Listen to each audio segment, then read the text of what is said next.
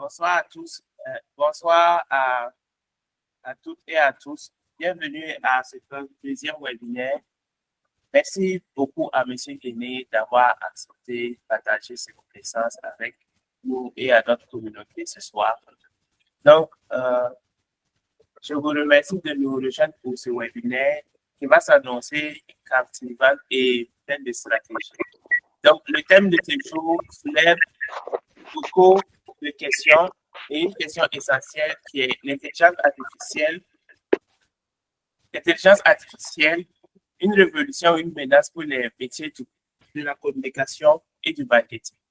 Face à l'émergence fulgurante des intelligences artificielles, les professionnels du marketing sont dans un tournant. Donc, il faut voir l'intelligence artificielle un défi d'innovation et d'efficacité. Et en même temps, est-ce que c'est un danger pour le métier? Est-ce que la créativité, les métiers liés à la créativité sont en danger? En tout cas, entre les possibilités d'automatisation, de personnalisation, de transformation profonde des pratiques, l'intelligence artificielle, en tout cas, a bouleversé les règles du jeu depuis, en tout cas, son apparition. Donc, M. Guéné va nous guider pas à pas. Et lors de ce webinaire, il va aborder les éléments suivants. L'apport de l'intelligence artificielle dans la communication et le marketing.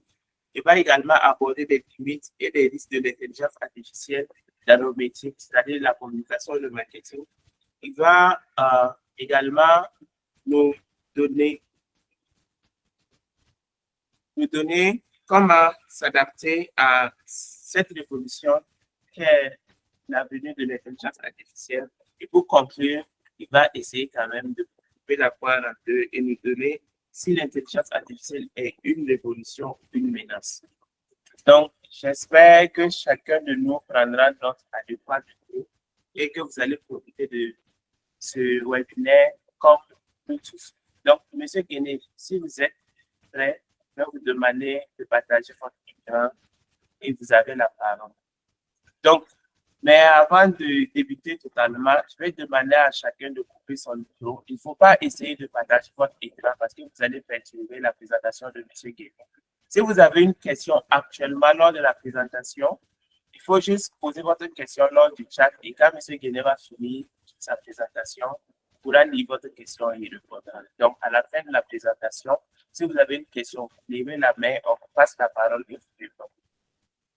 Donc, si tout le monde est d'accord que M. Guéné, ça vous convient également, je vous passe la parole. D'accord, merci M. Ouedraogo. Merci également au Café des Alliés pour cette opportunité qui m'est donnée de pouvoir échanger avec mes collègues professionnels de tout secteur, on va dire. Hein. Donc, au Café des Alliés via Fidali Burkina, merci pour l'opportunité. En tout cas, c'est avec un grand plaisir que j'ai répondu à votre invitation pour parler d'intelligence artificielle au contact des métiers de la communication et du marketing. Monsieur Ouedraogo, dans son préambule, a si bien décliné l'objet de cet échange et a parfaitement décliné les points importants que nous allons voir ce soir. Donc, déjà, j'essaie de vous partager mon écran. Je dois accorder tout plein d'autorisations, mais je pense que c'est bon.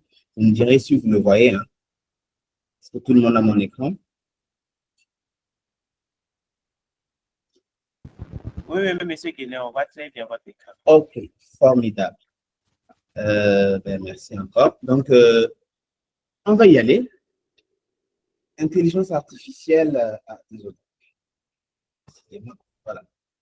Intelligence artificielle, révolution ou menace pour les métiers de la communication et du marketing. C'est le sujet qu'on m'a demandé d'aborder ce soir. Et pour moi, véritablement, ce soir, c'est un rendez-vous d'échange, de partage.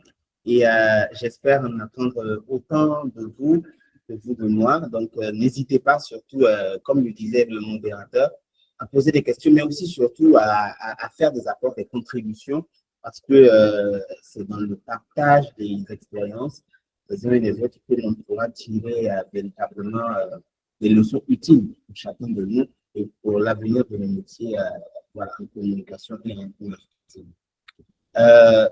Une brève présentation sur moi, je suis Fabrice Kené, je suis entrepreneur digital et social. Par ailleurs, associé gérant de Priscom, qui est une agence de communication et de marketing digital. Donc, je suis spécialiste et formateur en marketing digital avec une expérience de 9 ans. Voilà le sommaire que je vous propose, l'architecture de notre échange de ce soir. Le modérateur était déjà venu dessus.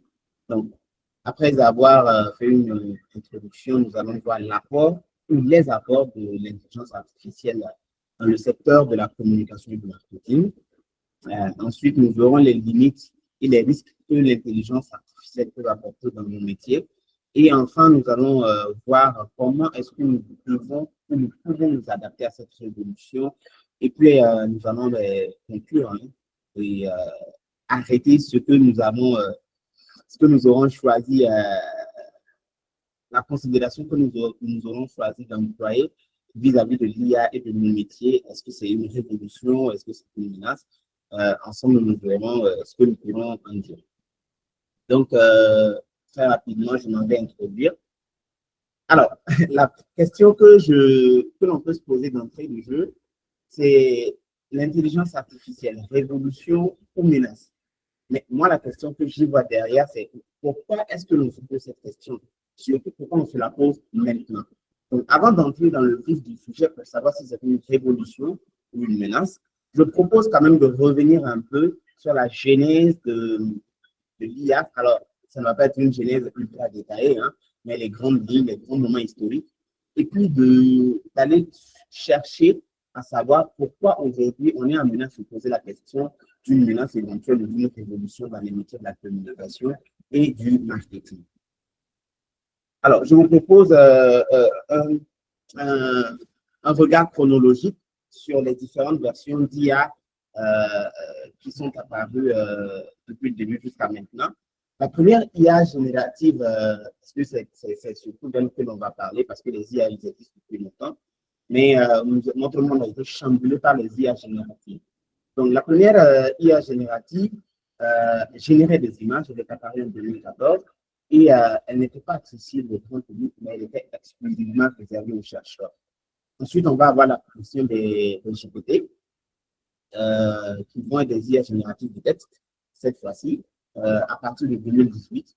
Un GPT-1 qui était accessible au public, mais de façon limitée, un GPT-2 qui était accessible au public en novembre 2019, à partir de novembre 2019, et un GPT-3 en 2020, mais uniquement accessible via API. Donc, il fallait quand même avoir un certain besoin et un certain niveau en termes de codage pour pouvoir s'en servir. Et puis enfin, celui qui, j'ai envie de dire, qui va démocratiser l'usage de l'IA dans nos quotidiens en tout cas, ça va être l'apparition de ChatGPT, qui est une IA générative de texte, un chatbot, qui va apparaître le 30 novembre 2022. Et là, il va être véritablement accessible à un très grand public, ce qui fait qu'aujourd'hui, il va être retrouvé un peu partout dans tous les secteurs utilisés par à peu près, je n'ai pas envie de dire tout le monde, mais en tout cas par une grande partie des professionnels, des élèves, des étudiants. Voilà. Donc, ce ne sont pas là tous les IA, mais voilà un peu le cheminement chronologique qui a lancé comme ça, on va dire, la tendance à l'utilisation publique de l'intelligence artificielle. Alors après ChatGPT, après novembre 2022, il y a eu plusieurs autres IA qui ont été déployés. Si on s'y attarde, je pense que jusqu'à demain, on sera encore là, on n'en aura pas fini. Donc, ça, c'était juste que jeter un regard historique et puis comprendre d'où est venue la problématique. Et la problématique, du coup, parlons de ça.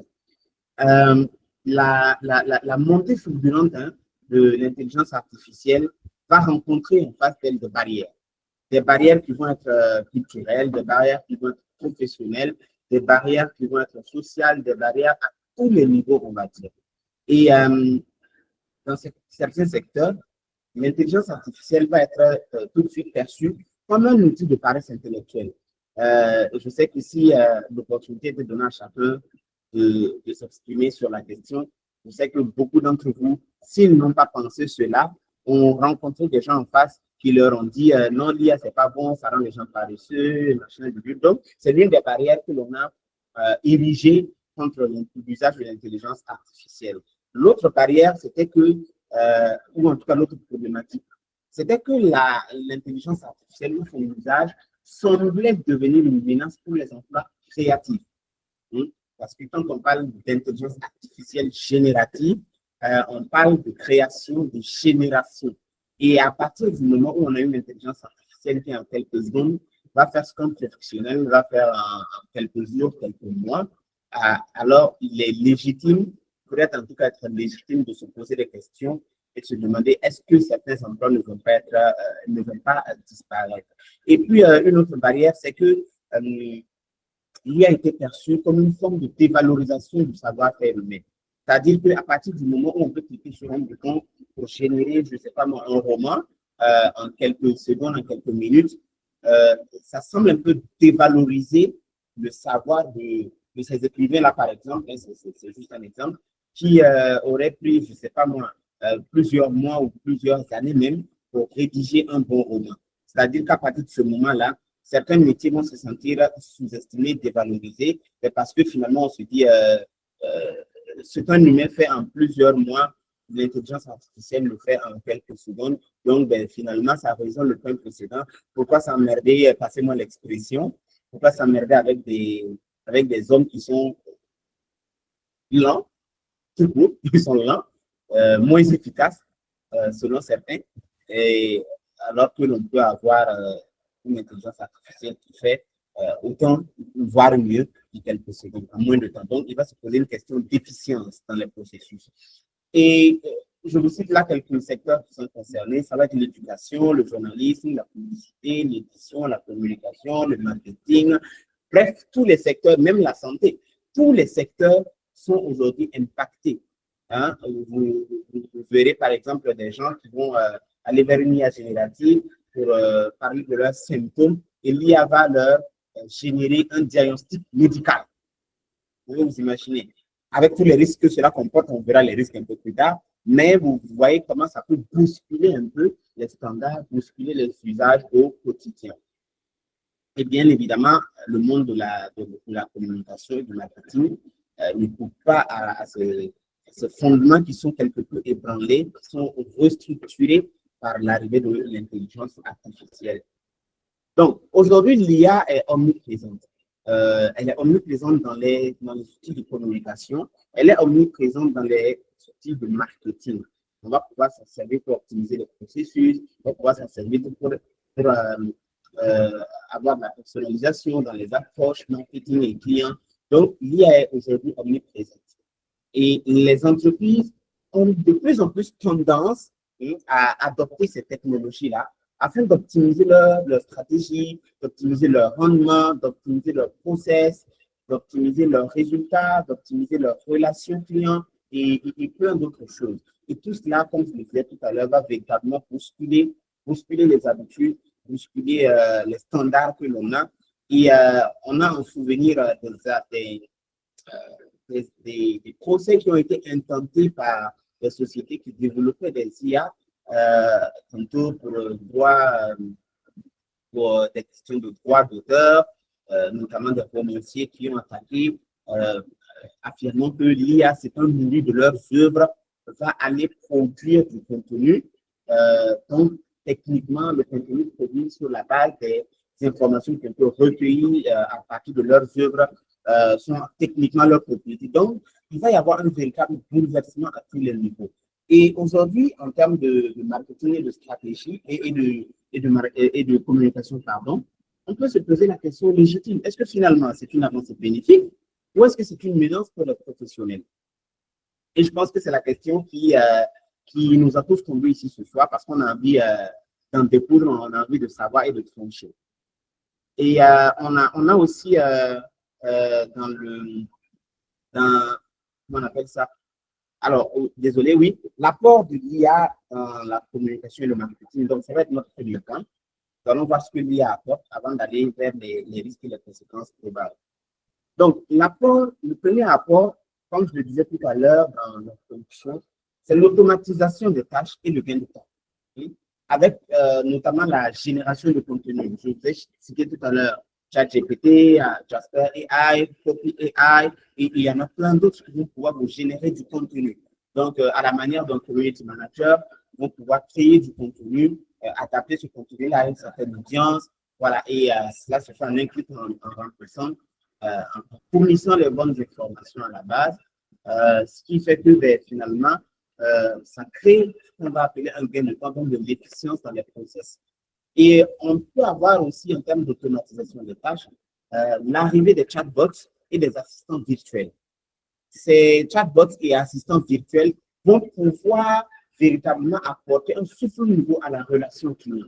Plutôt que de commettre une personne pour s'occuper de la relation client, plutôt que de commettre une personne pour répondre aux préoccupations des clients, alors qu'une personne, ça a des pauses, une personne, ça a des congés, ça a des vacances, ça a des arrêts maladie, une personne, ça dort tout simplement. Et pendant ce temps-là, pendant que vous êtes en arrêt maladie, ou que vous dormez, ou que vous êtes en train de rendre service, il y a peut-être un client ou un prospect quelque part qui a besoin d'une information, qui contacte l'entreprise et vous n'êtes pas disponible pour répondre. Alors qu'avec le chatbot, lui, il est en ligne 24 heures sur 24, 7 jours sur 7, l'assistant virtuel pareil. Ils vont pouvoir justement commencer par donner un certain nombre d'éléments de réponse, quitte à ce que plus tard dans le processus, il y ait une mise en relation avec un humain derrière. Donc ça, c'est un véritable apport en termes d'automatisation et de gain de temps. On va avoir aussi une automatisation des campagnes publicitaires et du ciblage. Je le dis toujours, vous avez beau avoir une excellente stratégie publicitaire ou de communication, si vous ne parlez pas à la bonne cible, vous perdez votre temps. Vous avez beau avoir les meilleurs arguments de la terre, si vous ne parlez pas à la bonne personne, vous allez simplement gaspiller du budget publicitaire inutilement. Donc, l'IA va venir rendre le ciblage beaucoup plus précis et beaucoup plus automatique. Plutôt que, par exemple, de passer des minutes et des minutes, des dizaines, voire même des heures à définir l'audience parfaite à travers les caractéristiques socio-démographiques et tout ça, plutôt que de perdre autant de temps, l'IA, sur la base de la data, donc des données que vous nous fournirez, ou sur la base de l'observation, notamment sur des plateformes comme Facebook, va pouvoir analyser, va pouvoir opérer un ciblage automatique en analysant les comportements des internautes, leurs usages, leurs habitudes d'achat et tout cela. En analysant tout cela, il va pouvoir proposer votre publicité à la cible parfaite sans que vous n'ayez eu besoin de pouvoir scraper toute cette data-là pour pouvoir retirer l'information utile. Et encore faudrait-il que vous y ayez accès à la data. Donc, ça permet véritablement d'automatiser, d'être beaucoup plus précis. Et qui dit précision dans le ciblage d'une campagne publicitaire dit forcément efficience sur la gestion du budget publicitaire. Donc, vous dépenserez moins d'argent pour toucher les personnes qui vous font. L'autre rapport de l'intelligence artificielle dans la communication et le marketing, ça va être l'analyse de données et la prise de décision optimisée. Tout à l'heure, je vous le disais, si vous avez par exemple une base de données avec des informations, vous êtes parfois obligé de traiter ces informations-là manuellement ou avec des logiciels dédiés, ce que nous avions toujours l'habitude de faire depuis des années. Sauf qu'aujourd'hui, avec l'intelligence artificielle, ce travail-là d'analyse de données et de retrait ou en tout cas de sélection d'informations pertinentes va être quelque chose qui va être beaucoup plus facilité parce que ça va être quelque peu automatisé, géré par l'intelligence artificielle qui tourne derrière. Et donc, on va pouvoir avoir des outils d'analyse prédictive. Vous savez que si vous avez une bonne capacité de prédiction sur le comportement les réactions, les comportements d'achat de votre prospect, c'est pain point, c'est comment dire, c'est les leviers sur lesquels vous pouvez jouer pour le convaincre de passer à l'achat, par exemple, eh bien, vous avez beaucoup de chances possibles de le convertir. Donc, il y a plein de plateformes qui ont intégré ces outils d'analyse prédictive là, comme Google Analytics, HubSpot, IBM, Watson, et j'en passe. Il y a aussi un levier puissant qui est celui de la segmentation et de la personnalisation des messages grâce au machine learning. Donc, la segmentation, puisqu'on est un professionnel, ce n'est pas forcément nécessaire de revenir sur certaines notions. Mais bon, la segmentation va consister à regrouper les prospects ou les clients qui ont des caractéristiques socio-démographiques très proches. C'est-à-dire qu'on va pouvoir regrouper ensemble des gens qui vont avoir à peu près le même besoin et de pouvoir justement leur communiquer avec eux de manière ultra personnalisée sur ce besoin précis. Tout à l'heure, je parlais des pain points, de points de douleur. Si vous prenez quelqu'un qui a mal à la tête et vous l'associez à quelqu'un qui a mal au pied, vous aurez du mal à lui vendre le même médicament. Les mots-ci disent que celui qui a mal aux yeux et celui qui a froid ne peut pas être dans la même maison parce que traditionnellement, celui qui a froid va allumer le feu avec le bois pour se chauffer, alors que celui qui a mal aux yeux ne supporte pas la fumée parce que ça lui donne encore plus mal aux yeux. Donc, c'est exactement ça qu'il faut retenir quand on parle de segmentation. Quand on n'a pas les mêmes problèmes, on n'a pas les mêmes statuts socio-démographiques, on ne peut pas communiquer de manière uniforme vers des gens qui n'ont pas les mêmes problèmes. Donc, il va falloir les regrouper par catégorie, par segment et personnaliser les messages en fonction de chaque segment. Et ce travail-là, on le faisait avant manuellement. Et il est très harassant, il est très difficile, puisque les gens changent de statut assez fréquemment. Et aujourd'hui, l'IA peut permettre justement d'automatiser ce travail-là pour permettre aux spécialistes de la communication de se concentrer sur autre chose. Et puis, il va y avoir la surveillance de tendance de l'irréputation en temps réel. Donc, aujourd'hui, Internet, ça bouge vite, ça bouge à la tête privée. On a beau être informé, avoir les sources qu'il faut, les sources primaires, machin, virgule. Il peut y avoir des informations qui peuvent manquer. Et au-delà même du fait que les informations puissent manquer, ça prend du temps que de faire de la veille, que de faire de la surveillance. Alors qu'avec les outils d'IA, on peut facilement, surveiller les tendances du moment et puis aussi surveiller sa propre réputation pour être sûr qu'on n'est pas en train de se tailler de mauvaise réputation à côté et que véritablement tout ce que l'on fait contribue à atteindre les objectifs qui sont étudiés dès la base. Et enfin, le dernier point des apports que je voudrais voir avec vous ce soir, c'est la personnalisation et l'expérience client qui vont être améliorées. C'est ce que je disais tout à l'heure dans le point précédent. On va avoir des algorithmes très puissants, notamment des algorithmes de recommandation pour vous faire, pour vous le faire comprendre assez facilement. Je prends l'exemple des algorithmes de Netflix ou d'Amazon. Vous voyez, lorsque vous êtes un utilisateur de Netflix, dès que vous commencez à regarder une ou deux séries, un ou deux films, vous allez voir que vos recommandations vont être adaptées à ce type de film ou de série-là. Pourquoi? Parce que l'algorithme va pouvoir analyser vos styles, vos goûts, vos préférences et pouvoir vous recommander des contenus similaires. Et ça, c'est véritablement excellent pour l'expérience client parce que finalement, le client se sent compris parce que de lui proposer quelque chose correspond à ses attentes et à ses besoins. On va voir le contenu dynamique également et adaptatif selon les préférences des utilisateurs. Et ça, c'est quelque chose que l'IA va pouvoir mettre en place, donc vous permettre de créer du contenu dynamique et un contenu qui s'adapte selon celui à qui ce contenu-là est diffusé. Encore une fois, pour vous donner un exemple plus simple, lorsque, par exemple, vous utilisez la publicité Facebook, vous voyez, on peut nous permettre, par exemple, au départ, surtout, de faire un test A et B. Vous pouvez activer l'option. Et sur cette option test A et B là, va pouvoir générer du contenu différent. Vous allez générer du contenu en double, mais de contenu différent que vous allez pouvoir tester auprès de plusieurs audiences. Et ces tests-là vont vous faire un retour sur la version la plus performante, la plus optimale. Et c'est cette version-là qui va être événements plus larges. Ça, c'est un exemple, par exemple, de technique de travail. Mais il y a bien d'autres. Si vous prenez les bannières publicitaires sur les sites web, il est possible de générer des bannières publicitaires dynamiques. C'est-à-dire que qui vont montrer, comment dire, ils vont montrer un contenu différent en fonction de qui regarde, en fonction de ses besoins, en fonction de ses recherches précédentes, en fonction de ses pain points. Donc, ça, c'est un apport véritablement intéressant que l'IA peut nous apporter. Et puis, on va avoir l'email marketing qui va être véritablement intelligent et ultra ciblé. Dans le point précédent, je vais parler du ciblage, je ne vais pas revenir là-dessus, mais l'IA va permettre d'avoir un ciblage plus précis et puis d'aller adresser les préoccupations réelles, du lecteur, donc de mail. Alors, ça, c'était pour les apports de l'IA dans la communication et le marketing.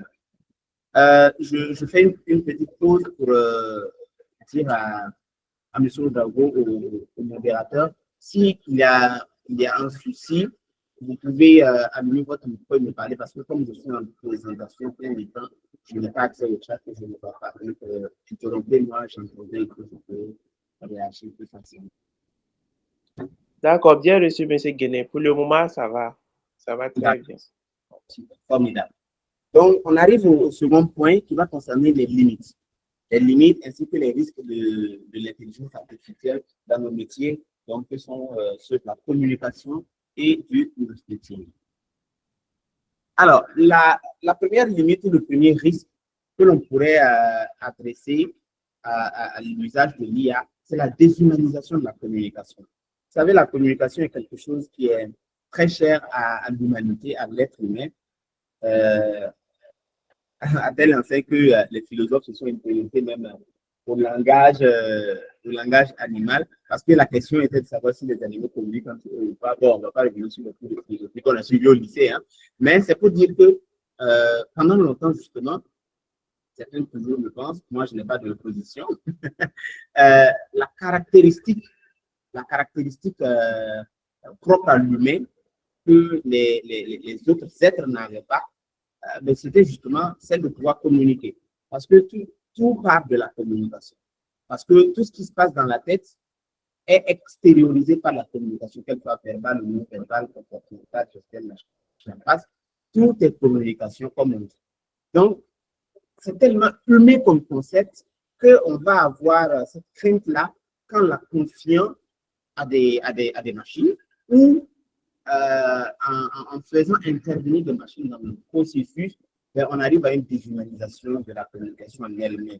Donc, on peut se poser des questions qui sont assez légitimes. Est-ce qu'une machine peut réellement comprendre l'émotion? Supposons que vous avez un problème, que vous contactez un service client, vous tombez sur un chatbot. Vous êtes peut-être désespéré, ou désemparé, ou affolé, ou, je ne sais pas moi, furieux, ce qui arrive très souvent. Est-ce que la machine derrière peut comprendre l'émotion? Est-ce qu'elle peut comprendre une intention cachée derrière un message? Parce que elle va être là l'une des limites.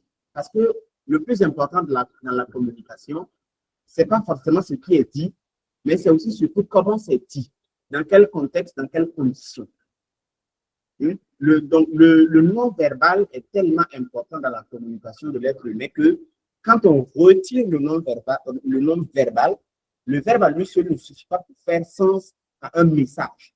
Donc, est-ce que la machine, elle peut avoir cette espèce d'empathie? Est-ce qu'elle peut avoir cette bienveillance humaine qui est naturelle chez les humains, même si tout le monde n'est pas bienveillant? Mais en tout cas, ce petit truc qui nous permettrait de comprendre véritablement le pain point qu'il y a derrière un message, par exemple, de réclamation, de plainte ou de demande d'information. Ça, c'est une des premières limites. La machine, elle va difficilement pouvoir faire ça. Ou en tout cas, elle va simuler. À partir de ce qu'elle a compris, sauf que l'être humain est parfois tellement sarcastique dans sa communication que il peut y avoir un message derrière le message. Alors que la machine, elle va être premier degré. Elle va prendre les choses comme elles viennent il va les comprendre de manière la plus simple possible. Et puis, à partir de là, il va répondre, alors que ce n'est pas forcément le problème qui est présent. L'autre risque, c'est que les messages soient standardisés et qu'ils commencent par manquer d'authenticité. Je vous disais tout à l'heure que la personnalisation dans la communication est importante parce que il faut que la communication s'adresse directement adresse directement le problème posé ou le pain point de la personne. Maintenant, si les messages sont standardisés, ça devient un peu compliqué pour l'humain qui est derrière, qui a affaire à une machine. Je vous donne l'exemple de, j'espère qu'ils ne vont pas se fâcher, mais il y a quelques années, quand Orange Burkina a déployé son chatbot sur son Messenger, il y a eu beaucoup de plaintes, énormément de plaintes, des gens qui étaient fâchés, qui étaient vraiment fâchés, parce que pour eux, lorsqu'ils viennent pour parler de leur problème, ils ne s'attendent pas à ce que ce soit un robot derrière qui leur réponde. Non seulement ils ne s'y attendent pas, mais en plus, ils n'en ont aucune envie. Pour eux, j'ai un problème, j'ai envie de parler à quelqu'un pour lui poser mon problème afin qu'il me trouve une solution. Donc, si je viens poser mon problème et que derrière, on m'envoie un robot, c'est encore plus énervant. Donc, ça a rajouté même à la colère des gens. Est-ce que vous voyez? Donc, il peut se poser justement des questions parce que vous venez vous poser une question comme l'IA, notamment les chatbots. Aujourd'hui, elles sont en train de devenir de plus en plus performantes, mais avant, il fallait écrire toutes les questions à l'avance, toutes les réponses à l'avance, et puis en fonction de ce qu'on demande, ils vont répondre. Alors que les besoins ne sont pas tellement spécifiques que on ne peut pas s'asseoir et prévoir tous les problèmes possibles en amont. Ce qui fait que quand le client arrive et qu'il a eu sur l'interface du chatbot, on lui répond par des messages standardisés qui n'ont parfois rien à voir avec son problème. Et ça peut devenir une cause de frustration. Eh bien, les frustrations, parlons-en. Il y a, comme je disais tout à l'heure, un risque de frustrer les usagers. Frustrer les usagers parce que quand ils viennent avec un problème, ils cherchent un humain derrière, quelqu'un qui a la capacité de les comprendre, mais pas de venir là et de parler à un robot, à un bot. Ça les énerve encore plus. L'autre risque, c'est que l'usage de plus en plus prononcé de l'IA va créer, ou a même déjà créé chez certaines personnes, complètement une dépendance aux technologies, une dépendance à l'intelligence artificielle et une perte de créativité. Vous savez, le cerveau, c'est comme un muscle. Quand on ne l'entraîne pas, il s'atrophie. Bon, enfin, ce n'est pas le mot, mais vous voyez un peu l'image. De la même manière qu'un muscle qui ne travaille pas s'atrophie, de la même manière, la créativité, lorsqu'elle n'est pas exercée au quotidien, va avoir tendance à s'effacer. Donc, cette dépendance aux technologies, à l'IA, va faire que la capacité de création et de créativité de l'humain même va baisser derrière. Et ce qui venait comme une aide, un apport, va finir par devenir une source de problème. Moi, je connais des gens aujourd'hui qui ne peuvent simplement plus rien faire sans demander à l'IA. Peut-être par paresse ou par souci d'aller vite, mais au finish, le jour où vous leur demandez expressément d'abandonner l'IA, mais pour vous créer quelque chose, ça devient problématique. Pourquoi? Parce qu'on s'est habitué à utiliser ces solutions-là, aussi bien qu'on ne peut plus rien faire sans. Et ça, c'est quelque chose de très dommage quand même pour l'humanité, parce que l'humanité est censée progresser, aller de l'avant, les savoirs, les compétences, les connaissances sont censées augmenter et non régresser au bénéfice des machines. L'autre catégorie de risques et de limites, c'est le remplacement ou la transformation des emplois. J'en parlais en introduction. Je suis certain qu'il n'y a personne parmi vous qui ne s'est pas déjà posé cette question ou qui ne se l'est pas entendu poser. Est-ce que certains métiers ne vont pas disparaître? Est-ce que la machine ne va pas remplacer l'homme? Est-ce que ce sont autant de craintes et des craintes légitimes?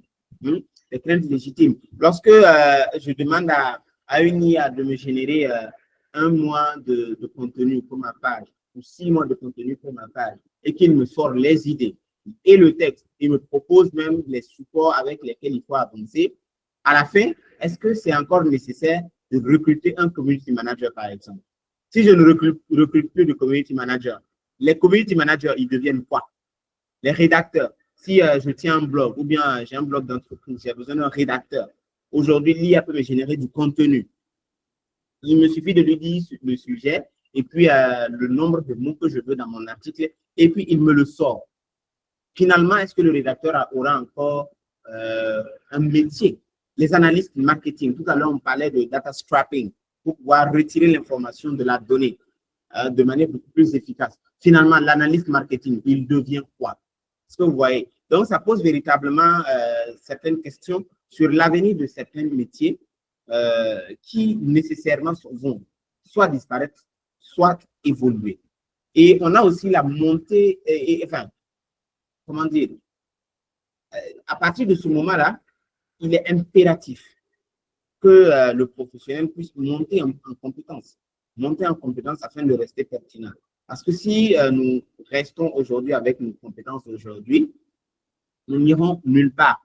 Mais parce que nous nous ferons battre à plate couture, parce que le monde digital, il avance très vite et il transforme dans le digital, il transforme dans le réel. Il a un véritable impact sur ce que nous faisons au quotidien. Il y a l'ancien ministre du Burkina Faso, M. Tertus Zongo, qui disait, je ne me rappelle plus très bien la date, mais ça fait au moins 4 à 5 ans. Il dit, les gens qui ont des masters depuis 10 ans, et il a dit ça il y a déjà 4-5 ans, hein. Donc, dit les gens qui ont des masters depuis 10 ans et qui, depuis qu'ils sont sortis de leur master, n'ont plus rien étudié, n'ont plus rien appris, ce sont eux les nouveaux analphabètes qui fatiguent le monde. Vous voyez? Et c'est vrai, parce que lorsque l'on ne se réinvente pas, lorsque l'on ne s'améliore pas, on ne profile pas ses compétences, on devient désuet, on devient obsolète. Et ça, c'est tellement plus vrai aujourd'hui dans notre monde. Et là, lui, il parlait de 10 ans, mais aujourd'hui, si vous avez une compétence aujourd'hui et dans 2 ans, vous n'avez rien appris de plus, je crains fort que votre compétence elle ne serve plus à rien parce que le monde il avance très vite, extrêmement vite. Donc, il est nécessaire pour les professionnels de monter en compétences afin de pouvoir rester compétitif. Alors, donc le dernier point que j'aimerais aborder avec vous, c'est comment on s'adapte. Ne vous en faites pas, on va bientôt terminer. Comment on s'adapte à la révolution enclenchée. Déjà, comme je le disais au point précédent, à la conclusion du point précédent, il faut développer de nouvelles compétences. Ça, c'est un impératif. La première solution, c'est de commencer par maîtriser même les outils d'IA afin d'en faire des alliés et pas des concurrents. Si vous êtes un CM, ben, devenez un CM boosté à l'IA. Si vous êtes un data analyst, devenez un data analyst boosté à l'IA. Parce que ce que vous êtes capable de faire avec votre background de professionnel est déjà grand. Lorsque vous associez l'IA, qui est beaucoup plus rapide et parfois plus performant, à votre expérience, à votre savoir-faire, vous obtenez encore de meilleurs résultats que quelqu'un qui vient de nulle part, qui n'a pas de compétences spécifiques en la matière et qui va utiliser l'IA. Un professionnel va pouvoir adapter ce que l'IA lui propose afin de rester pertinent. Alors qu'un utilisateur lambda va prendre les choses telles qu'elles lui sont proposées et va les utiliser alors qu'on sait que ce n'est pas toujours la meilleure manière de faire. Donc, il faut faire de l'IA un compagnon, un allié et non un concurrent ou un ennemi. Voilà, si vous fermez la porte à l'IA, vous courez le risque de disparaître. Parce que malheureusement, la révolution, elle est lancée et elle ne va pas s'arrêter. Elle ne va pas s'arrêter, donc autant embarquer plutôt que de rester en marge et puis de voir le monde avancer, de vous laisser sur la paille. Il faut aussi se concentrer sur des aspects qui sont irremplaçables par la machine. Et il y en a. La créativité, ce n'est pas quelque chose que la machine sait faire. Certains me diront, oui, mais quand je vais dire à une IA de me rédiger un roman, de me rédiger une histoire, elle le fait tranquillement, une histoire originale et tout ça. Mais en vrai, ce que l'IA vous génère n'est pas tant une histoire originale. Parce que l'IA va aller s'abreuver à la source de ce qui existe déjà. Et c'est ça qu'elle va utiliser pour faire des combinaisons pour vous sortir quelque chose. Donc, en soi, ce n'est pas quelque chose de créatif, ce n'est pas quelque chose d'original. C'est d'ailleurs la raison pour laquelle les écrivains avaient attaqué les maisons mères, parce que pour elles, l'IA produit sur la base de ce que eux, ils ont produit. C'est pareil pour les IA qui génèrent des images. des maisons d'IA génératives d'images ont aussi été attaquées par des artistes peintres, des artistes photographes, parce que selon eux, ces IA-là ont exploité leur travail pour pouvoir avancer. Donc, il faut se concentrer sur des éléments que la machine ne pourra pas copier ou remplacer. C'est la créativité, c'est le storytelling, c'est la stratégie. Aujourd'hui, vous allez sur n'importe quel IA, je ne sais pas moi, ChatGPT ou je ne sais pas lequel, et vous lui demandez par exemple de vous rédiger une stratégie social media, il va vous sortir une stratégie social media. Mais c'est une stratégie générique qui n'est pas forcément adaptée. Pas adaptée à votre public cible, pas adaptée à vos usages, pas adaptée au pain point de votre cible, pas adaptée à plein de choses. Mais c'est là aussi que le point que j'abordais plus haut va intervenir. Si vous, en tant que professionnel, vous savez vous servir de l'IA pour lui faire générer les informations que vous voulez, eh bien, vous allez pouvoir en faire un allié puissant qui va vous permettre de générer une stratégie efficace, pertinente. Mais si vous ne lui fournissez pas les données qu'il faut, l'IA ne pourra que vous générer que quelque chose de générique. Et c'est en lui fournissant quelque chose de pertinent là que vous allez démontrer votre patte d'expert. Et donc, il est impératif de développer de nouvelles compétences. Ensuite, comme je le disais tout à l'heure, il faut avoir une approche hybride. Associer l'IA à l'humain pour une communication authentique et performante. La performance va être certainement assurée par l'IA, mais l'authenticité va venir de l'humain. Donc, il faut forcément une approche hybride. Et il faut garder à l'esprit que les décisions stratégiques doivent rester sous votre contrôle. Parce que l'IA va être un outil, va être un instrument pour vous accompagner, mais ne vous laissez surtout pas diriger, piloter par l'IA dans les décisions stratégiques parce que ça peut vous coûter très cher. Et enfin, il faut vous positionner comme un expert de la relation client et de l'éthique. Vous voyez, l'IA, comme je le disais tout à l'heure, c'est qu'un outil, c'est qu'un support. Donc, vous devez garder la main, vous devez rester le maître de la relation. Si vous n'êtes pas plus le maître de la relation client et que c'est le chatbot qui fait sa belle vie avec les clients là-bas, à un moment, ça va devenir compliqué, à un moment, ça va coincer forcément. Donc, lorsque l'on automatise les processus, il faut quand même rester derrière en tant qu'expert pour suivre et puis s'assurer véritablement que tout se passe bien, que tout va dans le bon sens. Donc, nous allons conclure. J'ai été un peu long. Alors, finalement, est-ce que c'est une révolution ou une menace l'IA? Une chose est sûre, l'IA, elle va transformer, elle transforme profondément nos métiers. Hein? Communication, marketing voit véritablement une réelle transformation. Mais plutôt qu'une menace, moi, je voudrais que l'on la voit plutôt comme une opportunité. Une opportunité pour ceux qui savent l'utiliser intelligemment. Tout à l'heure, j'ai parlé de développer de nouvelles compétences. Il y a des métiers qui vont se transformer, les nôtres vont se transformer, de nouveaux vont naître. Il est vrai que certains vont disparaître, mais de nouveaux métiers vont naître. On va pouvoir avoir, par exemple, des prompt engineers qui vont être spécialisés dans la génération de prompts efficaces afin de pouvoir rendre l'IA la plus pertinente possible dans le travail. Donc, il faut savoir utiliser avec intelligence l'intelligence artificielle. Donc, vous voyez, même pour que l'intelligence artificielle soit intelligente, il faut derrière une intelligence humaine. Et l'avenir, pour moi, un avenir, il va reposer, sur une cohabitation entre intelligence artificielle et intelligence humaine, tout simplement. L'émergence de l'IA générative est comparable, vous savez, à l'arrivée de la photographie face à la peinture. Quand la photographie est arrivée, les peintres ont fait bloc. Aujourd'hui, la photographie est incontournable. Ça va être pareil à l'arrivée du synthétiseur. Vous savez, le piano numérique ou les studios ordinateurs. Donc, un synthétiseur par rapport à l'orchestre. Aujourd'hui, avec un ordinateur, vous composez une musique entière sans avoir besoin d'appeler un batteur, un bassiste, un soliste, un pianiste. Voilà. Vous avez la capacité de composer une musique. Et lorsque le synthétiseur aussi est arrivé, les orchestres ont fait bloc parce que pour eux, ce n'était pas possible.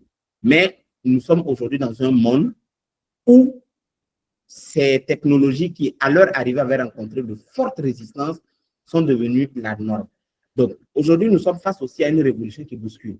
Elle inquiète, mais aussi elle inspire, à condition que nous puissions poser des cadres éthiques clairs, à condition que nous puissions poser les bases solides et que nous, en tant que spécialistes, nous puissions nous réinventer pour surfer sur la vague plutôt que de nous laisser engouffrer sous la vague et puis de périr. Donc, sur ce, je vous remercie de votre aimable et soutenue attention. Et je suis à vous pour d'éventuelles questions et surtout pour des apports, parce que comme je le dis, c'est un rendez-vous du donner, du recevoir. Et j'espère en tout cas pouvoir en apprendre autant pour vous parce que je n'ai pas la science infuse et je sais que j'apprendrai aussi certainement beaucoup de vous. Merci infiniment et je rends la parole à M. Ouedraogo.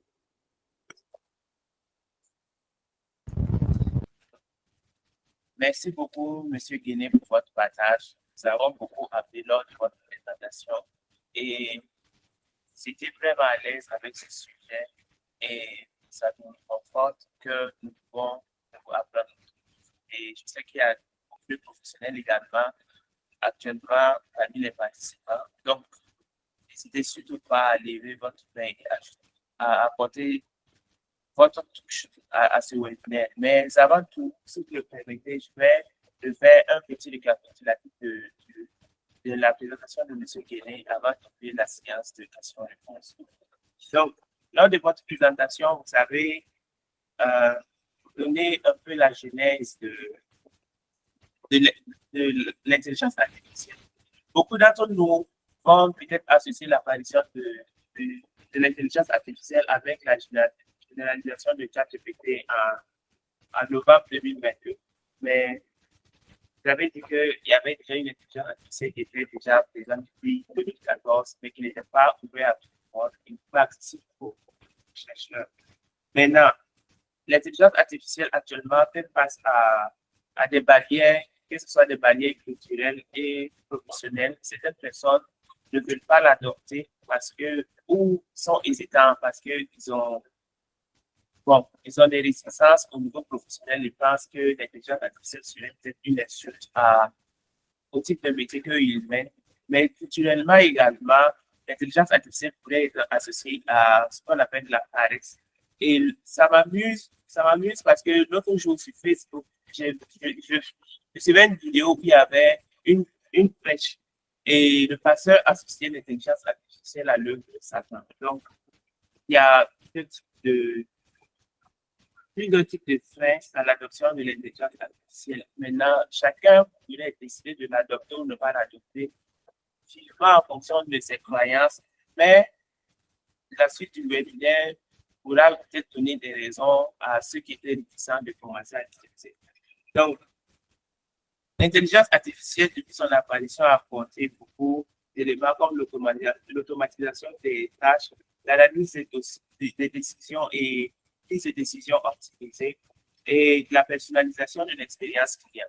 Personnellement, moi, j'utilise un site Internet, Flippic.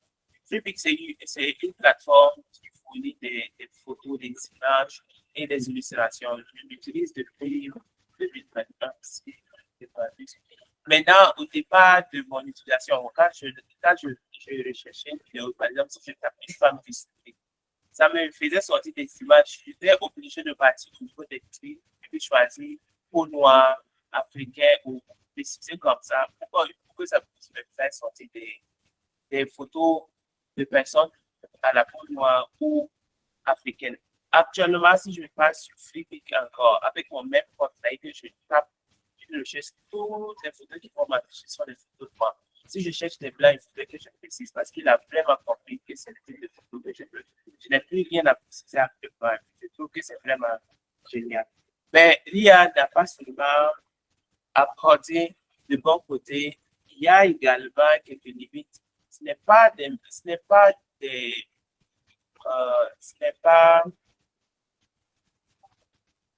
inconvénients, mais plutôt des limites. C'est la déshumanisation de la communication. Effectivement, certaines publications sont regardées sur les réseaux sociaux, sur certaines pages.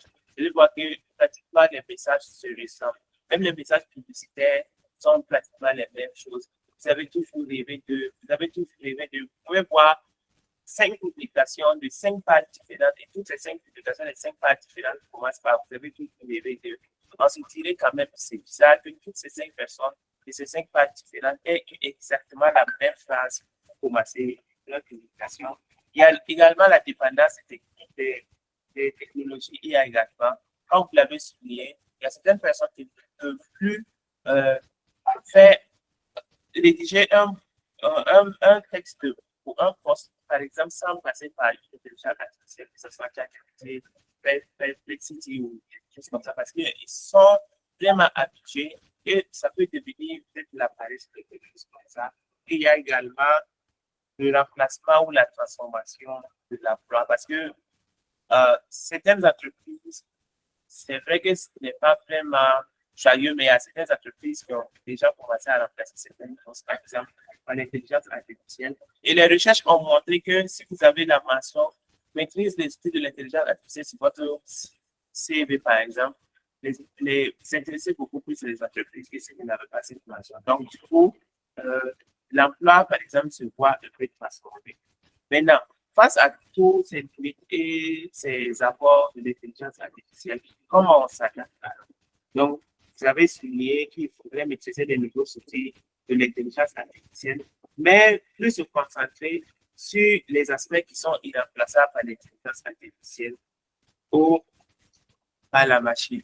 Donc, vous avez pris l'exemple de la rédaction d'un roman. Effectivement, l'intelligence artificielle peut rédiger un roman.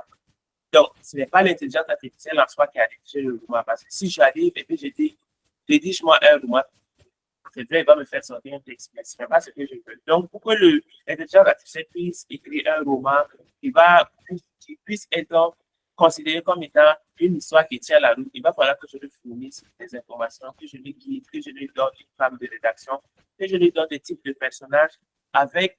Je devrais peut-être faire complètement la liste de tous les personnages avec la spécificité de chaque personnage. Donc, moi, je pense que l'intelligence artificielle a rédigé effectivement le roman, mais la partie créative, c'est moi qui l'ai apporté et vous avez suivi cette partie. Maintenant, il faudrait également, pour avoir une approche hybride, c'est-à-dire quand même utiliser toujours ses propres compétences pour ne pas devenir complètement indépendant. Et il faudrait également se positionner comme expert de la relation client de l'éthique, pour que la machine ne puisse pas totalement maîtriser cet aspect-là. Donc, comme conclusion, vous avez conclu finalement, au vu de tout ça, l'intelligence artificielle n'est pas une menace, mais elle n'est pas totalement passive non plus. Maintenant, on pourrait considérer l'intelligence artificielle comme étant une opportunité. Maintenant, est-ce qu'il faudrait soit accepter totalement, soit rejeter? Parce que si de nos jours, on pourrait voir ça bizarrement, que l'on rentre dans une classe entre le seconde C et la terminale D, par exemple, et que les élèves n'utilisent pas de calculatrice. Alors que ça, on le montre très près. C'est même pas loin. En 1980, par exemple, la généralisation de l'utilisation de la calculatrice en France a été vue comme une très grande controverse et beaucoup de gens n'étaient pas du tout d'accord parce qu'ils pensaient que ça allait baisser graduellement le niveau des élèves. Mais on pense qu'actuellement, la calculatrice aide à aller beaucoup plus rapidement se concentrer sur d'autres aspects que de participer à faire de très longs calculs. Donc, voici un peu ce qui résume un peu votre présentation. J'espère que j'ai abordé fidèlement. Et s'il y a quelque chose à ajouter, M. Guédin peut ajouter. Mais en attendant, j'ouvre la session de questions-réponses. Si vous avez des questions ou des apports, vous pouvez juste lever la main. Nous allons vous passer la parole et vous allez répondre. Merci beaucoup à tous.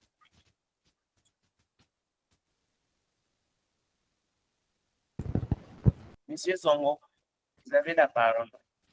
Après, ça sera au tour de monsieur. Oh, bon, désolé, il y a deux monsieur Zongo. Monsieur Yves Martial Zongo a la parole. Après, ça sera au tour de monsieur Salisson. Ok, merci bien. J'espère que vous me recevez.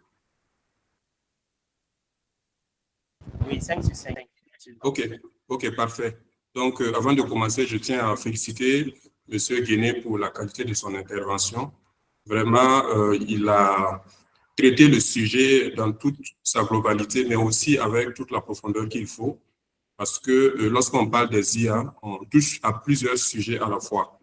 Donc, je suis Yves Martial Zongo.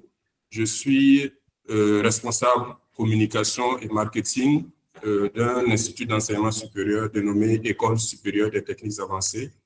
Donc, je suis très heureux d'être parmi vous. Et avant de poser mes questions, j'ai un petit commentaire à faire en guise d'apport. pour dire qu'à ce jour, la question de s'il faut utiliser les IA ou pas ne doit plus se poser. Les IA de nos jours sont devenues une nécessité. Une nécessité pourquoi? Parce que le monde évolue à une vitesse vertigineuse. Et aujourd'hui, les IA touchent à tous les domaines, partant de la communication, du marketing, en allant vers le transport, vers la santé. Les IA sont en train de bouleverser notre compréhension du monde et notre compréhension même de la productivité de façon précise. Donc, le conseil que j'ai à donner à tous ceux qui sont vraiment connectés, c'est de se dire qu'il ne faut plus perdre du temps, il faut y aller, il faut s'informer d'abord, ensuite il faut se former pour pouvoir les utiliser de manière efficiente et de manière efficace.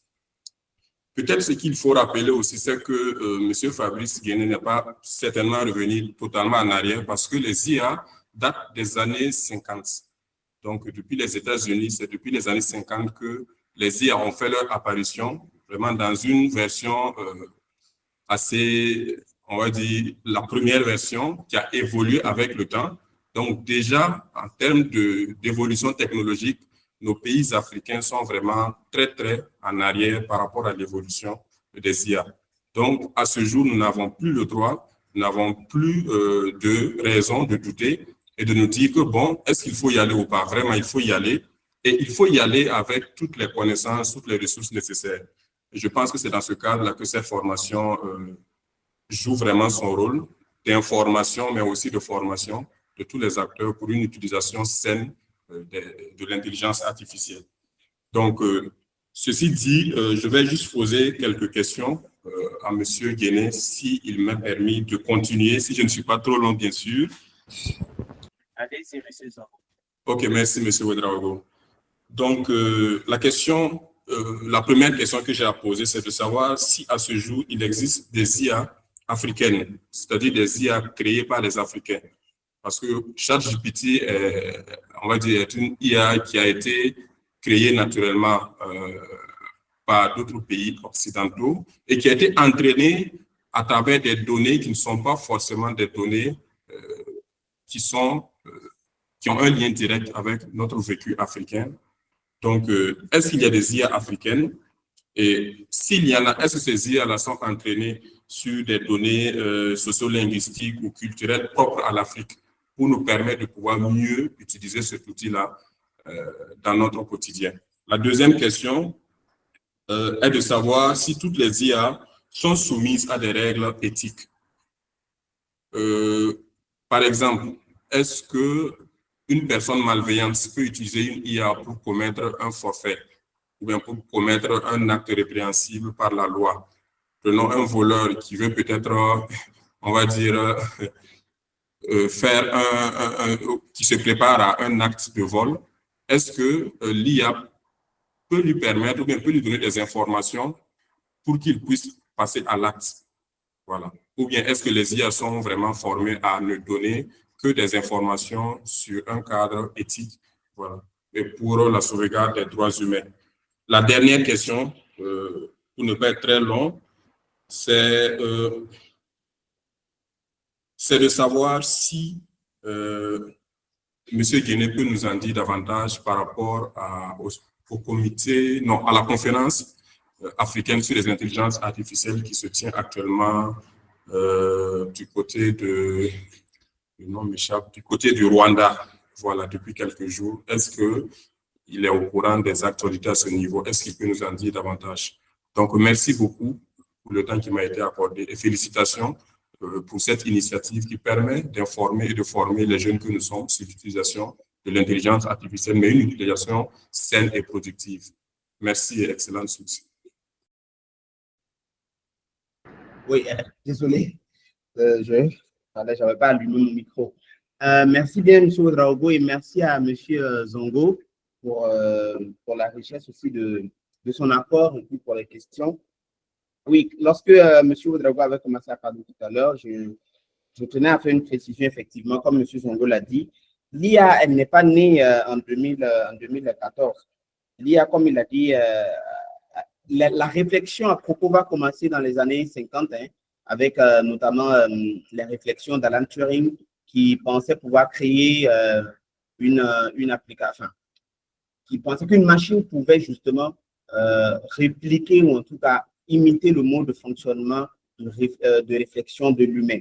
Mais le vocable, par exemple, intelligence artificielle, va voir le jour en 1955-56 avec John McCarthy qui va justement standardiser le concept d'intelligence artificielle. Donc ça, c'est quelque chose que j'avais bien voulu préciser. Alors moi, je suis parti des IA génératives parce que dans notre milieu, dans notre contexte professionnel, c'est le type d'intelligence artificielle qu'on utilise au quotidien, mais il y en a d'autres. Notre propre téléphone, il y a plein de choses que nous utilisons qui embarquent de l'IA que nous utilisons depuis des décennies sans même nous en rendre compte. Alors, la question que M. Ouedraogo posait, j'ai bien envie de vous montrer quelque chose pour y répondre. Est-ce que l'IA, finalement, est-ce qu'il faut l'accepter ou refuser?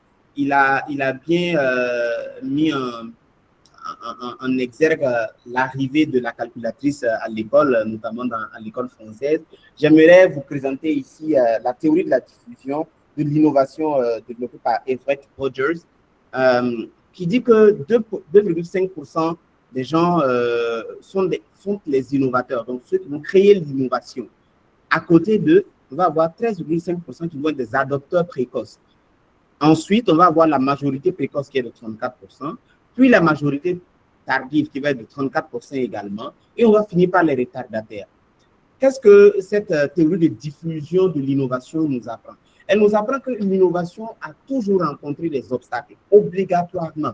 On va avoir les 13,5% qui vont accepter dès le départ, qui vont tester, qui vont travailler à faire avancer l'innovation. Quand eux, ils auront validé, la majorité précoce va se lancer, mais il va falloir attendre longtemps avant que les retardataires ne se mettent à la danse. Et parfois, les retardataires ne viennent quand ils n'ont plus d'autre choix. Donc, aujourd'hui, comme vous l'avez dit, et monsieur Zongo aussi, la question n'est même plus de se demander s'il faut l'accepter ou pas. On est impérativement dedans. On ne peut plus s'en passer. C'est impossible. Évidemment, on aura toujours des retardataires, on aura une majorité tardive, mais ils viendront, ils finiront par arriver parce qu'à un moment, on ne pourra simplement plus s'en passer. Donc, ça, c'est vraiment quelque chose sur lequel aussi j'avais souhaité revenir. Alors, pour revenir maintenant aux questions de, comment on appelle, excusez-moi, de M. Zongo. Voilà, la première, c'est est-ce qu'il y a des IA africaines? Oui, il y en a. Il y a des comment on appelle ça, des IA qui ont été développées sur le modèle africain, dans des pays africains. Je pense tout de suite à comment on appelle ça, à une IA qui a été développée en Afrique du Sud, l'ELAPA, si je ne m'abuse, hein, je pourrais vérifier après, ou vous pourrez noter et vérifier, l'ELAPA, qui est une IA qui se veut éthique, qui a été entraîné justement sur, qui a été voulu pour être ancré, en tout cas dans les contextes africains. Donc, comme le disait M. Zongo, qui va être alimenté justement sur la base de données. Après, je ne saurais pas dire si elle intègre, comment on appelle ça, bon, enfin, des caractéristiques socio-linguistiques propres, parce que de ce que j'avais lu à propos, en tout cas, elle intégrait un traitement automatique du langage. Après, je n'ai pas testé, donc je ne saurais pas vous dire. Voilà, il y a l'ELAPA donc de l'Afrique du Sud. Il y a comment on appelle ça, AI Kenya aussi. Donc, en fait, il y a une espèce de réseau de communautés dans des pays comme le Ghana, le Nigeria, le Kenya, qui travaillent aussi dans le monde de la tech, qui travaillent à développer justement aussi des IA qui vont pouvoir répondre au mieux au contexte africain. Et l'avantage que nous avons en développant des produits comme ça, c'est qu'on peut justement les appliquer. Hein, ils peuvent avoir des applications multisectorielles, pas uniquement la génération de contenu. mais on pourrait aussi les utiliser dans des secteurs comme la santé, l'agriculture, l'éducation et j'en passe. Donc, bon, voilà pour répondre à cette question-là. Peut-être que d'autres participants ont des précisions à faire avec d'autres IA. Ensuite, est-ce que toutes les IA sont soumises à des règles éthiques? Bon, la question de l'éthique avec mise en rapport avec l'intelligence artificielle est très épineuse et problématique. Et c'est d'ailleurs l'une des barrières, l'un des obstacles ou l'un des murs qu'on érige face à l'IA. Parce qu'en soi, l'intelligence artificielle, elle n'a pas sa volonté propre. En soi, elle n'est ni bonne ni mauvaise. Elle ne fait que ce qu'on lui dit, ce qu'on lui demande.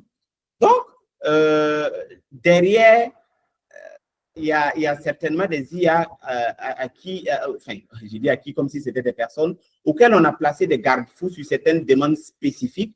Mais au fond, et in fine, le seul responsable de ce qui est fait avec cette IA-là, c'est l'humain qui est derrière. C'est-à-dire que c'est lui qui va pouvoir lui poser des questions pour faire du bien ou pour faire du mal, notamment frauder, manipuler, détruire.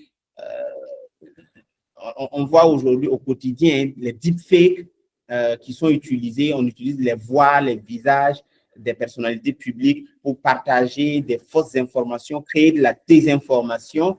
Donc, tout ça, c'est les conséquences affreuses et désastreuses de l'utilisation de l'IA. Mais en soi, derrière, comme je l'ai dit dans ma présentation, l'IA n'est qu'un outil. C'est l'humain derrière qui est en soi mauvais et qui fait un mauvais usage de l'IA. Et il faut savoir que dans plusieurs pays, hein, les IA ne sont pas juridiquement responsables. La responsabilité, là, elle va incomber à l'utilisateur. Vous savez, ou au développeur à la limite. Donc, si vous utilisez une IA pour faire une fraude, si on vous attrape, on ne va pas aller dire c'est ChatGPT qui vous a aidé à frauder, hein, c'est vous. Ou à la limite, on pourrait s'attaquer à OpenAI. Mais en soi, la responsabilité juridique, elle incombe toujours à l'utilisateur parce que ben, c'est lui qui s'en est servi. Alors, il y a des législations qui commencent à émerger, hein, des législations qui commencent à émerger, mais je pense que chez nous, il va falloir attendre encore longtemps parce que quand je parle de législation, je parle de l'IA Act, par exemple, en Europe. Voilà, il y a aussi, je crois, des discussions au niveau de l'ONU, des Nations Unies, par rapport aux armes autonomes alimentées par l'IA et tout ça. Mais bon, chez nous, je pense qu'on a d'autres problèmes beaucoup plus urgents, selon ce qu'on aurait tendance à dire. Même si on voit aussi que la BCLCC au niveau du Burkina Faso fait beaucoup en termes de sensibilisation, de communication pour alerter, prévenir les usagers, les internautes par rapport justement au revers sombre ou fallacieux de l'utilisation de l'intelligence artificielle. Enfin, pour la dernière question, oui, il y a le Global AI Summit for Africa qui se tient actuellement. Je pense que c'est fini hier, hein, sauf si mes informations ne sont plus bonnes. Après, j'avoue que je n'ai pas vraiment suivi. J'ai été très bousculé ces temps-ci. Mais c'était censé être du 3 au 4 si ma mémoire est bonne. Et c'est à Kigali, au Rwanda, comme M. Zongo le disait. L'idée, c'était de rassembler les décideurs politiques, les chefs d'entreprise, les groupes d'intérêt, afin de discuter de la manière dont l'IA peut être exploitée, afin de créer des opportunités économiques qui vont être à la fois inclusives, qui vont permettre de renforcer véritablement les compétences de la main-d'œuvre africaine. Donc, ça, c'est ce que j'avais lu dessus, mais j'ai eu une semaine un peu compliquée, donc je n'ai pas vraiment pu suivre l'actualité du sommet en question. Donc, bon, voilà un peu si quelqu'un d'autre a des apports. En tout cas, je remets la parole à M. Zongo. Et à M. Ouedraogo, pardon. Merci beaucoup, M. Guéné, pour vos réponses. Il y a M. Salif Zongo qui avait levé la main. M. Zongo, vous avez la parole. Et en attendant, après, si M. Zongo pose sa question, si M. Martial Zongo a d'autres apports ou il y a quelques points qui n'ont pas été pris en compte, je lui donne la parole.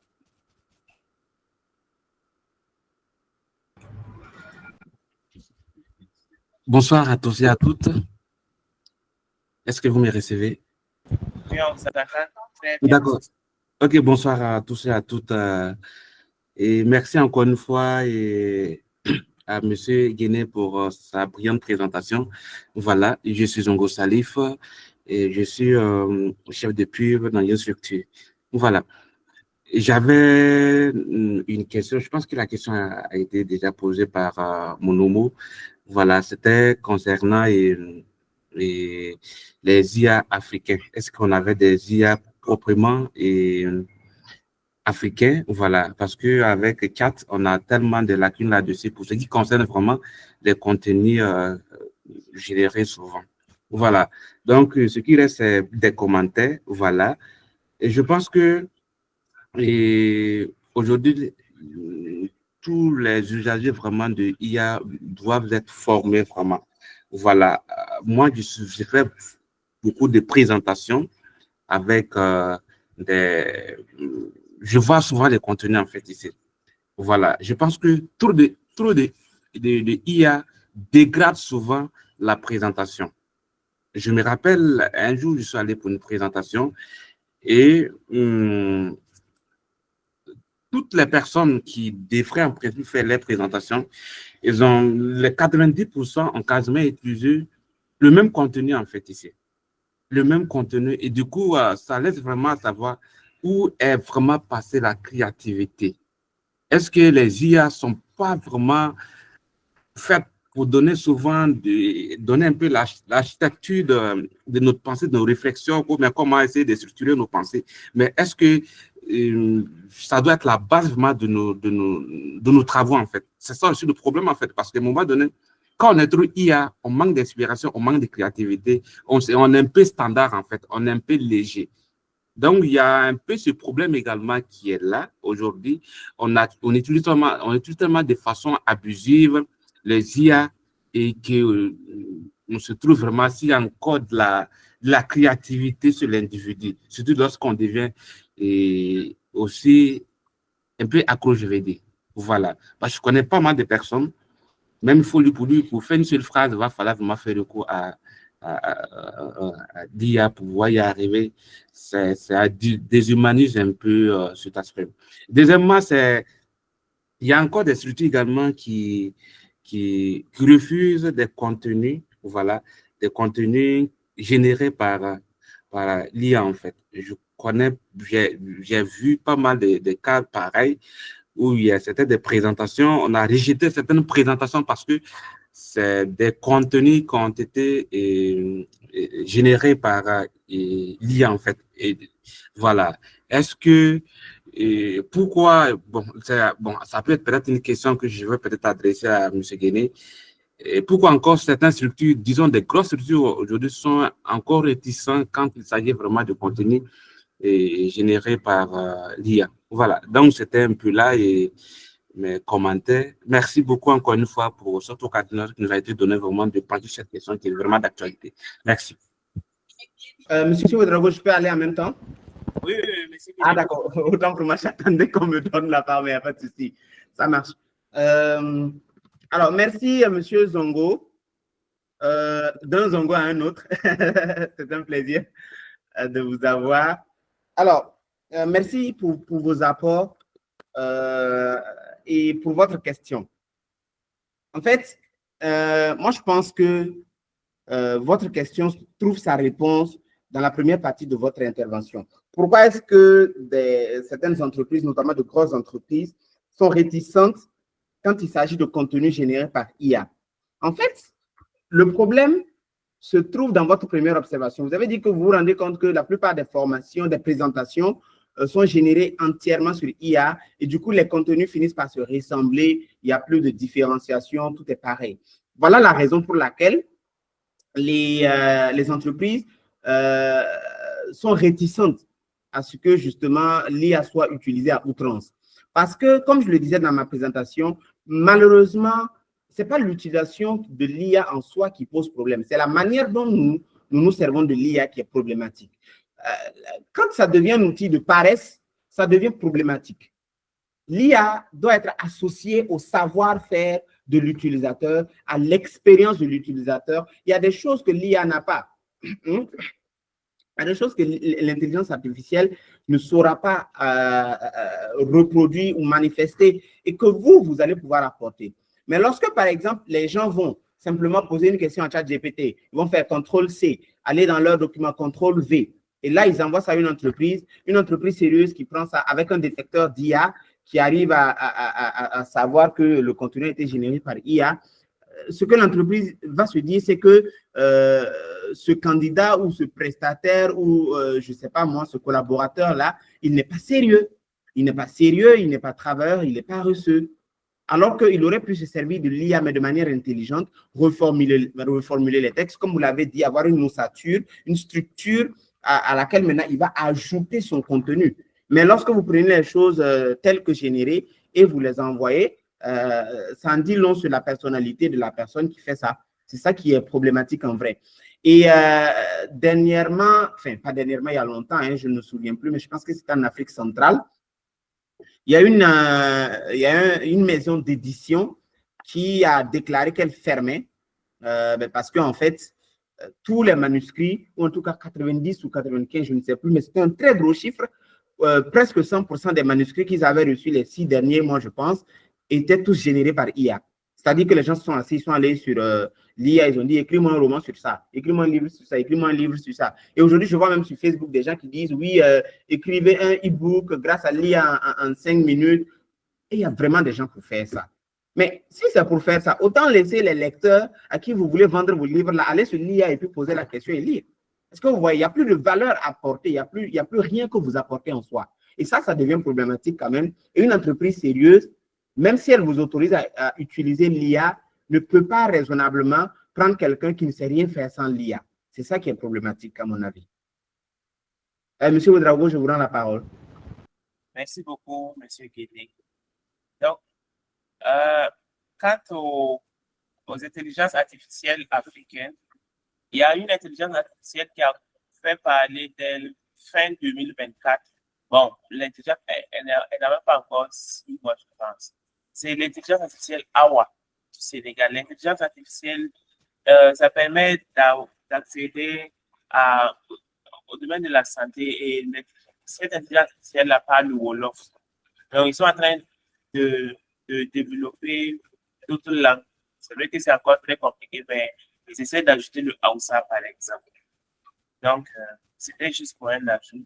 Monsieur Zongo, vous avez levé la main encore. Donc, vous avez la parole. Merci de me donner à nouveau la parole. À ce rythme-là, la parole risque d'être monopolisée entre 2 Zongo. Donc, on s'en excuse déjà. Donc, avec la permission de M. Guéné, je voudrais rebondir sur un point vraiment essentiel qui a été abordé tout à l'heure, à savoir, on a l'impression que sur 2 contenus générés par l'IA, la ressemblance est parfois même de près de 50, voire 60, 80%. Tout simplement parce que la plupart des gens se sont lancés dans l'utilisation de l'intelligence artificielle sans passer par, on va dire, la science du prompt. Je parle de la science du prompt parce que lorsqu'on parle de prompt, on parle d'instructions que l'on donne à l'intelligence artificielle pour qu'il puisse nous fournir du contenu. Malheureusement, très peu sont initiés à cette science-là, à savoir poser la bonne question avec toutes les informations qu'il faut pour que l'IA puisse faire ressortir, on va dire, la réponse optimale.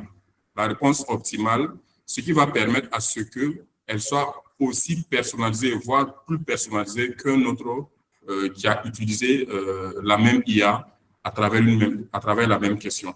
Donc, ce à quoi on assiste actuellement, c'est ça. Nous avons des gens qui vont seulement sur une IA, qui va poser une question en une phrase et qui va recueillir des données qui sont généralement des données standards. Donc, si vous posez la même question à une autre IA, vous pouvez retrouver les mêmes données et qui va juste les copier, aller les coller puis envoyer. Donc, c'est inviter aussi, par la même occasion, les uns et les autres à s'intéresser à cela. Comment est-ce qu'on peut mieux utiliser l'IA pour personnaliser au maximum la réponse qu'on attend, ou personnaliser au maximum le résultat. Voilà, c'est le premier aspect que je voulais aborder. Le deuxième aspect, c'est de dire que à ce rythme, ça c'est une question que je pose à M. Guéné, à ce rythme, est-ce que nous ne risquons pas la création d'un contre-courant? Je m'explique. À ce moment, la plus grande partie de la population est en train de ruer vers l'utilisation de l'intelligence artificielle. Et est-ce que ce mouvement-là ne va pas créer un autre mouvement en contrepartie qui sera peut-être, on va dire, qui sera constitué de ceux qui mettent au devant de toutes choses la créativité, l'authenticité? Est-ce qu'on ne va pas arriver à une situation où les entreprises ne veulent plus avoir de réponses générées par l'IA, tout simplement parce que pour le moment, je dis bien pour le moment parce qu'il y a une évolution qui est en cours, pour le moment, les IA sont vraiment très, très standards en termes de réponses. Est-ce que les entreprises ne voudront pas que les informations, les données soient produites par des individus eux-mêmes, par leur créativité? Parce que cette créativité-là, étant humaine, a plus de chances peut-être de toucher la cible, plutôt que lorsqu'elle est produite par une intelligence artificielle. Voilà. Il est peut-être qu'à ce jour, la réponse d'un humain à une question et celle d'une intelligence artificielle à la même question ne peut pas être la même. Parce que pour le moment, en tout cas, l'IA n'intègre pas les émotions. Mais l'individu peut intégrer une émotion qui va permettre de convertir son prospect ou ainsi de suite. Voilà. Donc, c'est la question que je me pose. Je ne serai pas très long, ayant déjà pris la parole. Donc, voici deux aspects que je voulais relever, c'est-à-dire la science du prompt. Ensuite, la possibilité de pouvoir rester créatif, authentique. On ne dit pas de ne pas utiliser l'intelligence artificielle, oui, mais réduire son utilisation peut-être à des aspects vraiment hautement stratégiques pour que la créativité et l'authenticité aient toujours leur place dans notre quotidien et dans ce que nous faisons sur le plan professionnel. Donc, merci bien.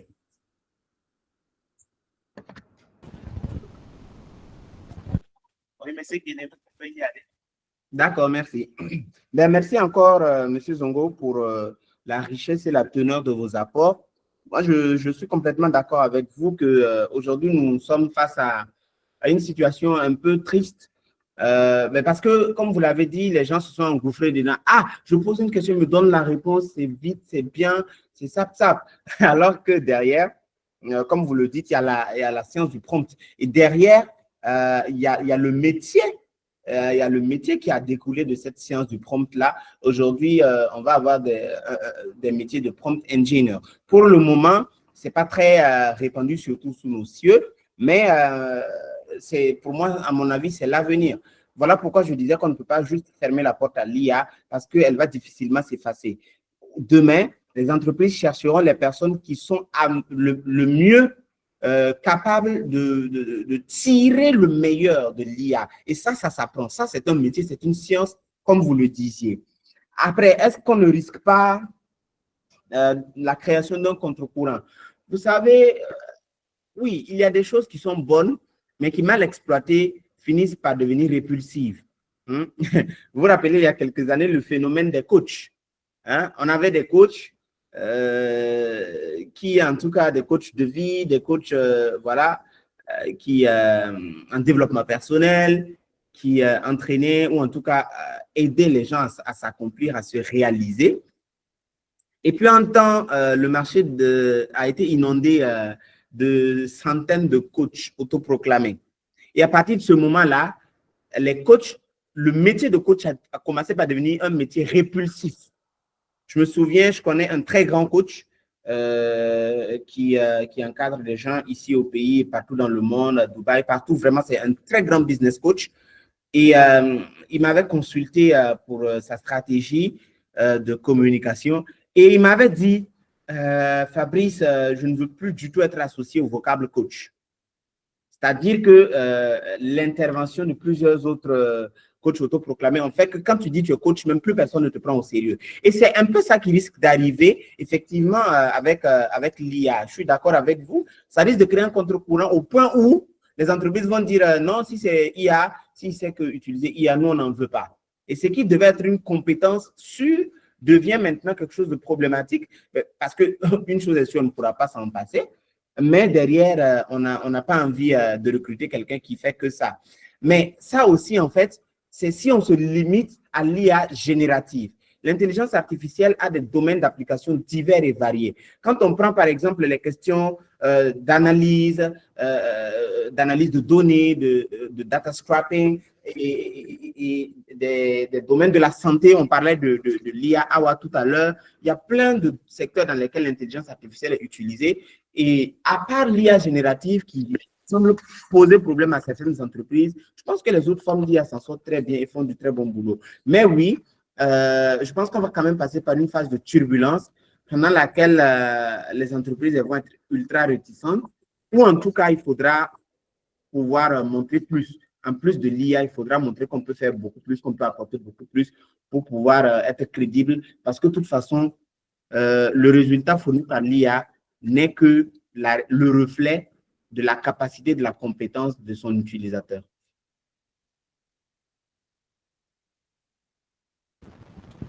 Merci beaucoup, M. Guéné. Nous allons passer maintenant la parole à M. Zundé.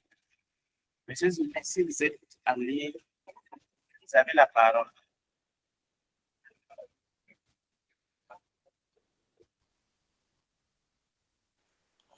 Bonsoir à tous. Oui, bonsoir, M. Zundé, on vous entend bien. Vous m'entendez bien? Oui, on vous entend très bien. Ah, super. Merci bien. Et je suis Hubert Bienvenu Zondi. Je suis chargé d'études dans une institution de la place.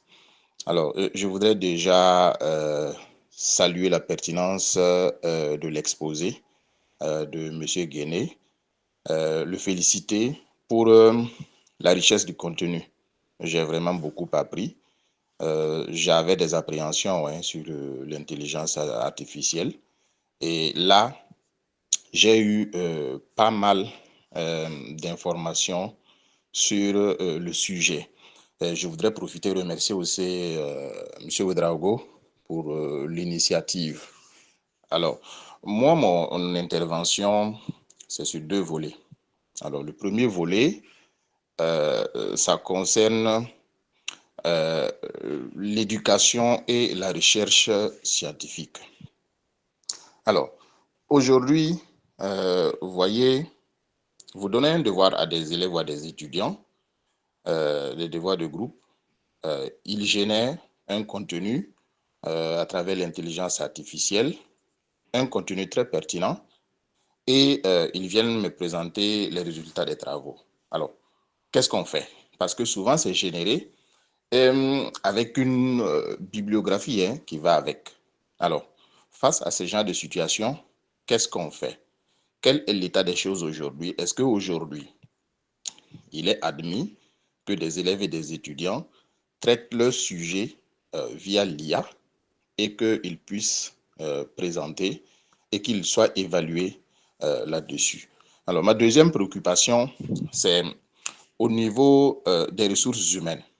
Alors, je suis un recruteur et je suis face à des gens que je dois évaluer pour pouvoir voir qui est le meilleur. Et je vois, on demande par exemple une lettre de motivation et je vois que, bon, certains ont généré leur lettre de motivation via IA. C'est-à-dire, vous prenez un très bon CV, mais malheureusement, la lettre de motivation est générée de bout en bout avec une intelligence artificielle. Alors, quel est le crédit que je donne, par exemple, à un tel candidat? Est-ce que c'est bon? Est-ce que c'est mauvais? Qu'est-ce qu'on en fait? Voilà, donc c'est ça un peu ma préoccupation. Merci beaucoup.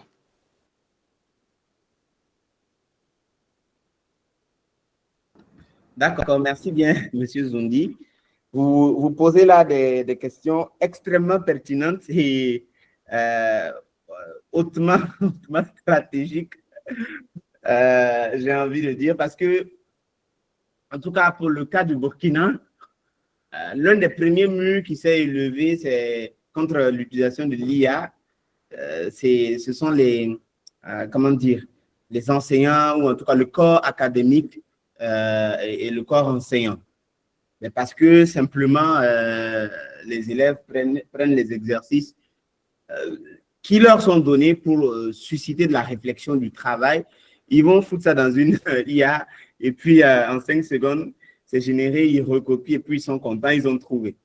Et justement, le corps enseignant s'est inquiété du coup de la capacité justement de ces élèves-là, du coup, à savoir véritablement résoudre les problèmes parce que les problèmes, les exercices et les devoirs qu'on donne aux élèves, c'est pour leur apprendre le processus. Et si ce n'est pas juste le résultat qui est important, c'est le processus pour aboutir au résultat qui est important. Parce qu'il y a des choses dans la vie sur lesquelles on ne peut pas tricher. Vous prenez un étudiant en médecine qui fait ses devoirs sur GPT. OK, très bien. Quand il va se retrouver en salle avec un patient, bon, et là encore, il y en a qui osent entrer les symptômes de leur malade dans GPT pour qu'il établisse le diagnostic. Vous voyez, c'est vous dire à quel point c'est dangereux, avec toutes les possibilités d'erreurs de diagnostic qui peuvent arriver, même s'il y a des IA aussi qui ont été développées dans le domaine médical. Hein. Voilà. Mais bon, quand vous prenez une IA comme GPT, lui-même, il vous dit que tout ce qu'il vous dit là, il faut vérifier. Donc, ça interpelle. Maintenant, en tant qu'éducateur, qu'est-ce que l'on fait? Pour moi, tout va dépendre de votre rapport à l'intelligence artificielle et à l'objectif du travail que vous confiez à l'étudiant. Il y a des sujets sur lesquels on peut tolérer l'usage de l'IA si et seulement si cet usage-là, le résultat qui est fourni par l'étudiant n'est pas égal à 100% de ce qu'il a généré de l'IA. Comme le disait M. Zongo Salif tout à l'heure, il est possible de se servir de l'IA pour établir un squelette d'un travail. Donc, pour avoir les grandes lignes, mais ensuite, il faut travailler soi-même à le développer. Mais si derrière, on fait simplement un copy-paste, ça peut devenir très compliqué. Mais sur le plan, mais il existe aujourd'hui des méthodes qui ne sont pas infaillibles, certes, mais des méthodes qui permettent justement de vérifier si un texte a été généré par IA ou pas. Il y a des, comment on appelle ça, malheureusement, c'est encore des IA, mais bon, c'est des IA qui vont nous dire si un texte a, par exemple, été généré par IA. Il y a GPT-0, par exemple, qui permet de savoir. Dans le monde universitaire académique, il y a Turnitin AI Detector. Donc, bon, il y a plein. Si vous allez sur Internet, vous tapez détecter texte généré par IA, simplement cette commande-là, vous verrez qu'il y a plein d'offres. Certaines sont payantes, certaines sont gratuites ou semi en freemium, donc quelques mots gratuits et puis le reste, il faut payer pour savoir. Donc, ça peut être des moyens de vérifier, mais ce ne sont pas des moyens infaillibles à 100%. Parce que je sais que j'ai fait un test une fois, un texte que j'avais moi-même rédigé, je l'ai collé dans un de ces détecteurs d'IA et il m'a dit que le texte a été généré par IA. Donc, c'est dire que ce n'est pas toujours infaillible à 100%. Donc, il faut faire attention aussi à ne pas pénaliser un étudiant qui a très bien fait son travail. Et puis, finalement, c'est l'IA que vous utilisez pour détecter qui est juste un faux truc, en fait, parce que ça arrive aussi. Maintenant, en tant que RH, en tout cas dans le monde du RH du moins, une lettre de motivation qui est 100% générée par IA. Tout dépend de l'importance que vous accordez à la lettre de motivation. Pour moi, tout dépend de l'importance que vous accordez à la lettre de motivation. Et d'ailleurs, on peut générer une très bonne lettre de motivation via IA sans que cela ne fasse vraiment IA. Comme l'a dit M. Yves Martial Zongo, tout dépend de ce que vous demandez à l'IA et des informations que vous lui communiquez pour pouvoir vous générer. Il est même possible d'écrire soi-même sa lettre de recommandation, de motivation, pardon, et puis de la donner à l'IA en lui demandant, bon, regarde ce que j'ai fait, est-ce que c'est bien, qu'est-ce que je peux améliorer? Et l'IA va faire des inputs. Mais si vous prenez ça, le résultat, il est bon. Ça, c'est par exemple quelque chose, c'est un exemple concret. Mais si derrière, on rejette tout en bloc, tout dépend vraiment de l'importance que vous accordez à la lettre. Parce qu'il y en a qui demandent la lettre, mais qui ne la lisent même pas. Dans ce cas-là, bon, il ne faut pas s'emmerder, quoi. Il faut prendre le candidat, le juger sur la valeur de son CV. Mais surtout, quand vous avez des bons candidats sur CV et sur lettre de motivation, mettez-les au pied du mur. Pour moi, c'est la seule manière de s'assurer de la compétence de quelqu'un. Dans le processus de recrutement, vous les mettez dans la pratique. Moi, il y a 1 ou 2 mois, j'ai recruté un community manager. J'ai reçu 5 candidats en entretien. Tous les candidats que j'ai reçus, je leur ai donné un exercice pratique sur place. Sur place, sous mes yeux, je suis là, ils sont là, on se regarde. Ils font l'exercice. Voilà. Mais par exemple, si je leur avais dit, avant de venir, rédigez-moi un truc, ou bien quand vous serez parti, rédigez-moi un truc, là, forcément, ils vont aller sur IA. Mais là, je les fais travailler sur place et je regarde leur capacité de production et vraiment, ça permet de savoir de quel bois ils sont faits, quoi. Donc, ça peut être des stratégies comme ça. Merci beaucoup, M. Guéné. Et pour ajouter, concernant la lettre de motivation, on peut dire que même si la personne n'a pas généré sa lettre de motivation par IA, combien de fois on a tous entendu, est-ce que tu as un modèle de lettre de motivation pour moi? Mais un modèle de lettre de motivation pour quoi? C'est trop bizarre. On ne peut pas avoir un modèle de lettre de motivation puisque la lettre de motivation doit toujours être unique en fonction du poste, du poste qui du poste à pouvoir. Mais moi, je pense que même avant l'intelligence artificielle, les lettres de motivation étaient déjà génériques à mon avis. Voilà, maintenant, bon, pour l'utilisation même de l'intelligence artificielle dans l'éducation, on ne peut pas empêcher ça. C'est quelque chose qui va aller crescendo, ça va augmenter au fur et à mesure. Bon, on le déplore vraiment, mais l'université de Prague, par exemple, il y a une de ces facultés à l'administration des affaires, là, par exemple, eux, ils ont décidé de nous faire les mémoires de licence. En licence, on a le diplôme sans déposer un mémoire parce qu'ils ont remarqué que depuis 2022, les mémoires qui sont reçus là avaient vraiment un taux d'utilisation de l'intelligence artificielle trop élevé. Puis ils ont dit, bon, quand on ne peut pas empêcher les gens d'utiliser, au moins pour la licence, on peut complètement annuler le mémoire. C'est vraiment déplorable, désolant, mais bon, c'est quelque chose qu'on ne peut pas empêcher, ça va aller très cher.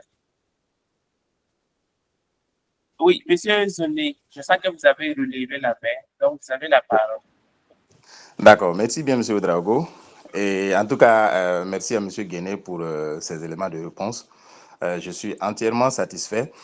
Et derrière ce qu'il vient de me dire, il y a une autre interrogation qui me vient en tête tout de suite. Alors, quel est maintenant le degré de confidentialité de mes données? C'est-à-dire mes données qui sont sur mon ordinateur, qui est connecté à Internet. Qu'est-ce qui me garantit que derrière le prompt que quelqu'un émet dans une IA quelque part, cette IA ne vient pas chercher sa réponse dans moi, mes données qui sont dans mon ordinateur et connectées à Internet. Donc, ça veut dire, est-ce que le travail qui se trouve sur mon ordinateur ne peut pas être exploité par quelqu'un à distance à travers une IA? Oui, désolé, j'ai parlé encore dans le vide.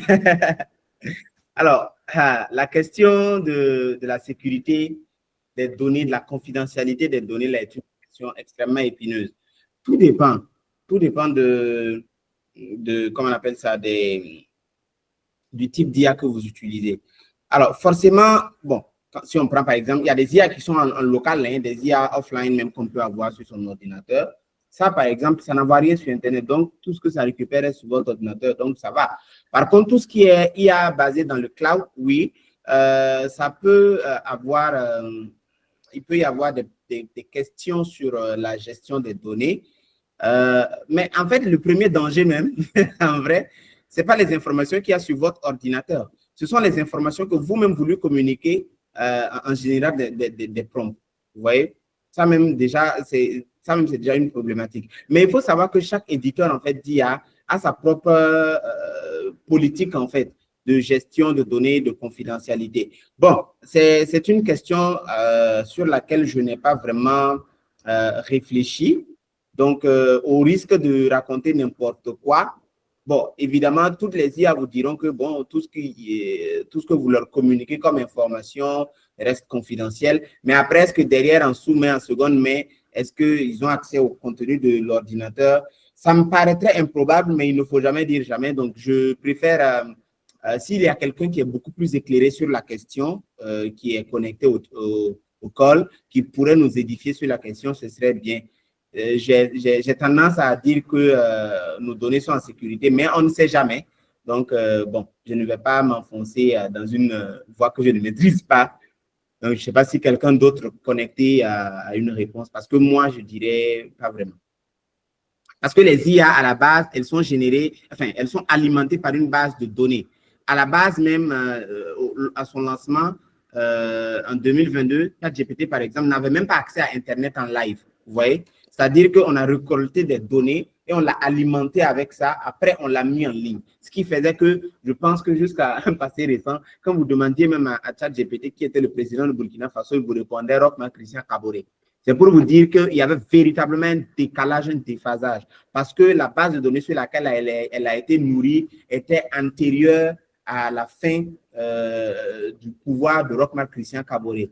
Donc, si les IA sont entraînés sur des bases de données vraiment dédiées, je ne sais pas si les contenus de nos ordinateurs font partie de ces bases de données-là, mais cela pourrait se faire si nous, à travers des applications tiers que nous installons sur nos ordinateurs et tout ça, nous accordons, parce que nous ne lisons jamais les politiques de confidentialité et puis les contrats que nous établissons avec les maisons éditrices de logiciels, on voit un truc, on accepte seulement, alors que derrière, dans ces contrats-là, il y a parfois des éléments sur le transfert de données, notamment sur la machine, de données personnelles et tout ça.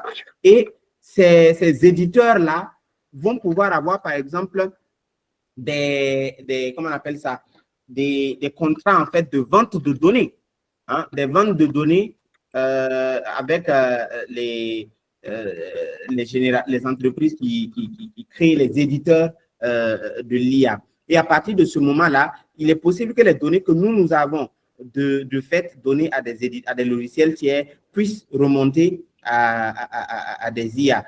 Je vous rappelle par exemple l'affaire Facebook Cambridge Analytica en 2018, où des données avaient en tout cas été, on va dire, volées. Facebook, par exemple, a toujours des problèmes de données.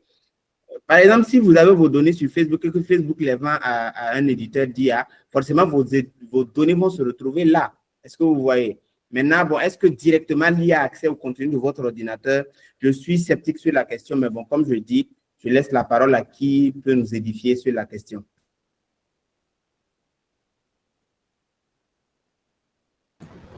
Merci beaucoup, M. Guéné. La parole est toujours ouverte. Si vous avez des apports ou des questions, vous pouvez lever la main et on passera la parole. OK. Merci à nouveau pour la parole. J'ai été vraiment on va dire, très heureusement surpris de la question de M. Zondi, qui pose un problème qui est réel. Voilà, on parle d'intelligence artificielle, mais est-ce que le système éducatif actuel au Burkina Faso est prêt à accueillir cette intelligence artificielle-là, ou du moins est prêt à l'intégrer en son sein? Parce que, il faut le reconnaître, les élèves, les étudiants l'utilisent au quotidien. Déjà, en Europe, je sais que dans une université française, ce problème s'est posé parce que des étudiants ont utilisé l'intelligence artificielle pour répondre à des devoirs. Mais malheureusement, le système, on va dire, juridique ou réglementaire de l'établissement, il n'y avait aucun article qui interdisait l'usage de l'intelligence artificielle. Donc, il n'y a aucune base légale.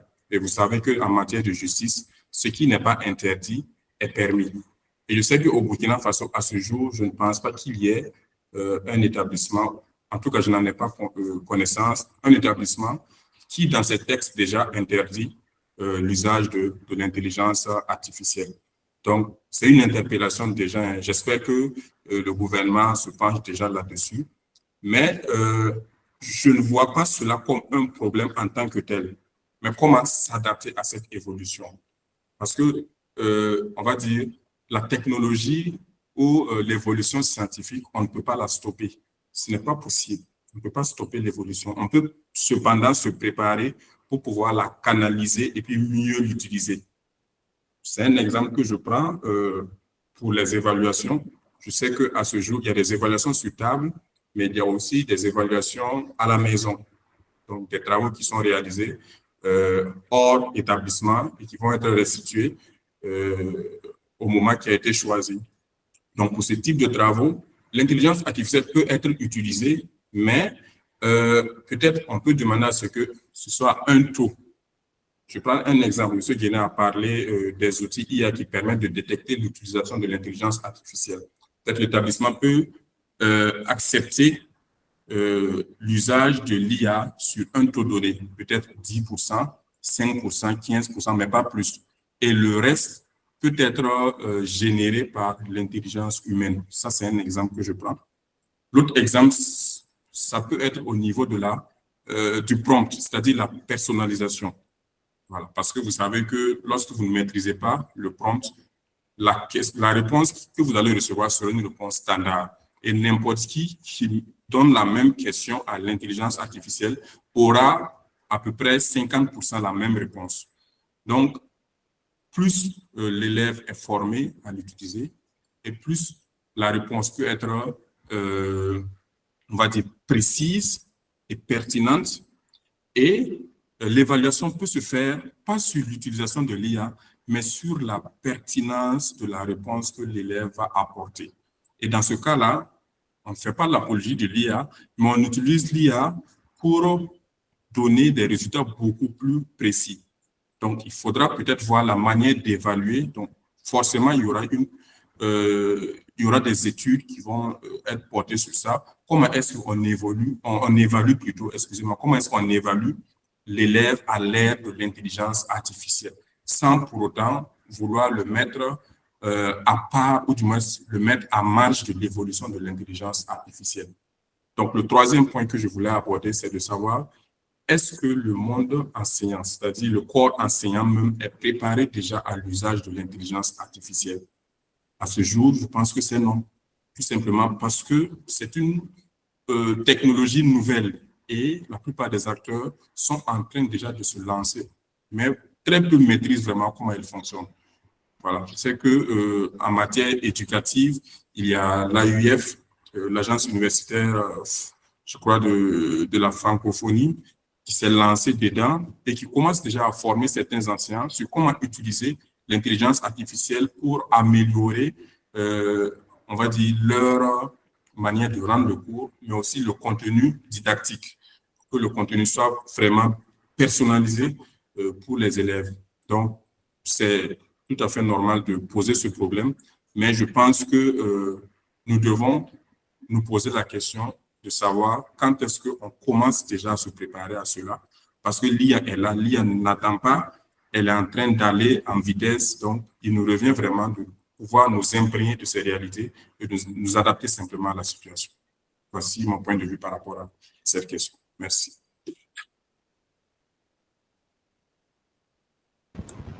Merci beaucoup, M. Zongo, pour vos apports. Est-ce qu'il y a encore des questions? Donc, je pense qu'on a fait le tour des questions. Donc, M. Guéné, votre mot l'a fait. Alors, ben, mon mot de fin, c'est déjà vous remercier. Vous remercier infiniment, remercier Fidali pour l'opportunité qui m'a été donnée de pouvoir échanger avec des experts, des professionnels de la communication, en tout cas des profils divers et variés sur la question de l'intelligence artificielle. C'était des moments enrichissants. Pour moi, en tout cas, j'ai aimé échanger avec vous. J'ai aussi beaucoup apprécié la richesse des apports que les uns et les autres ont fait. Cela m'a permis aussi d'apprendre. Et comme je le disais d'entrée de jeu, voilà, ça a véritablement permis à ce qu'il y ait un échange. Donc, merci pour l'opportunité. Merci pour l'invitation et en tout cas au plaisir de vous retrouver très prochainement. Merci infiniment.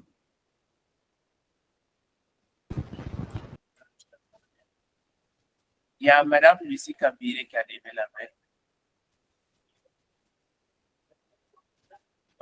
Madame Kabiré, vous pouvez couper votre micro.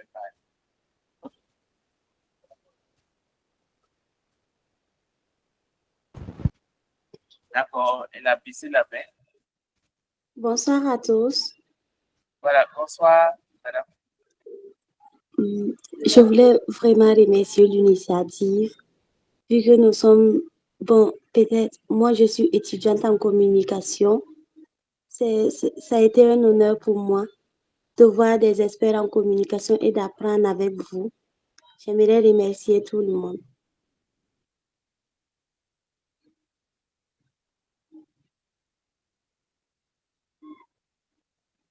Je vous remercie.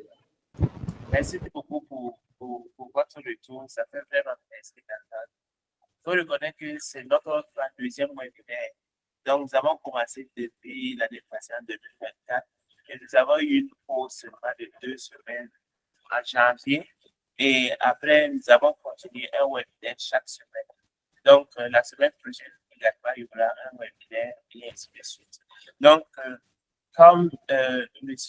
Guéné qui a accepté de partager ses connaissances avec nous aujourd'hui, si vous êtes disposé à également partager vos connaissances avec nous, je vais partager le contact également.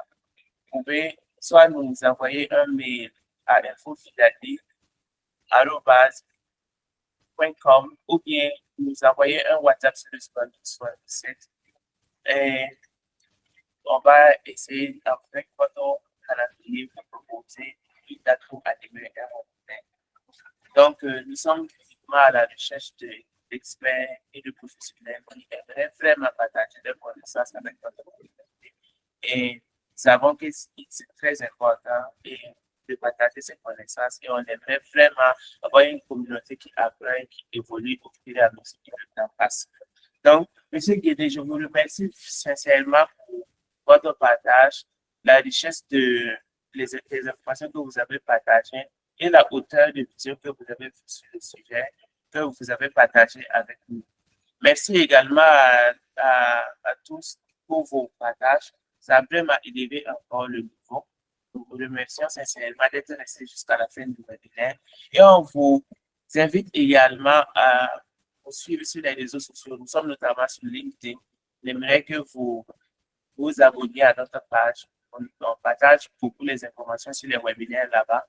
Et on se retrouve la semaine prochaine pour un autre webinaire. Je suis Ouedrao Justin, business developer au sein du cabinet Filato. Et j'ai à la charge du projet du webinaire. Je suis vraiment content que vous êtes restés jusqu'à la fin. Et on est vraiment heureux d'avoir tenu jusqu'à 32 webinaires. Et on promet de continuer tant qu'il y aura des mouvements et des experts seront disposés à partager leurs connaissances avec nous.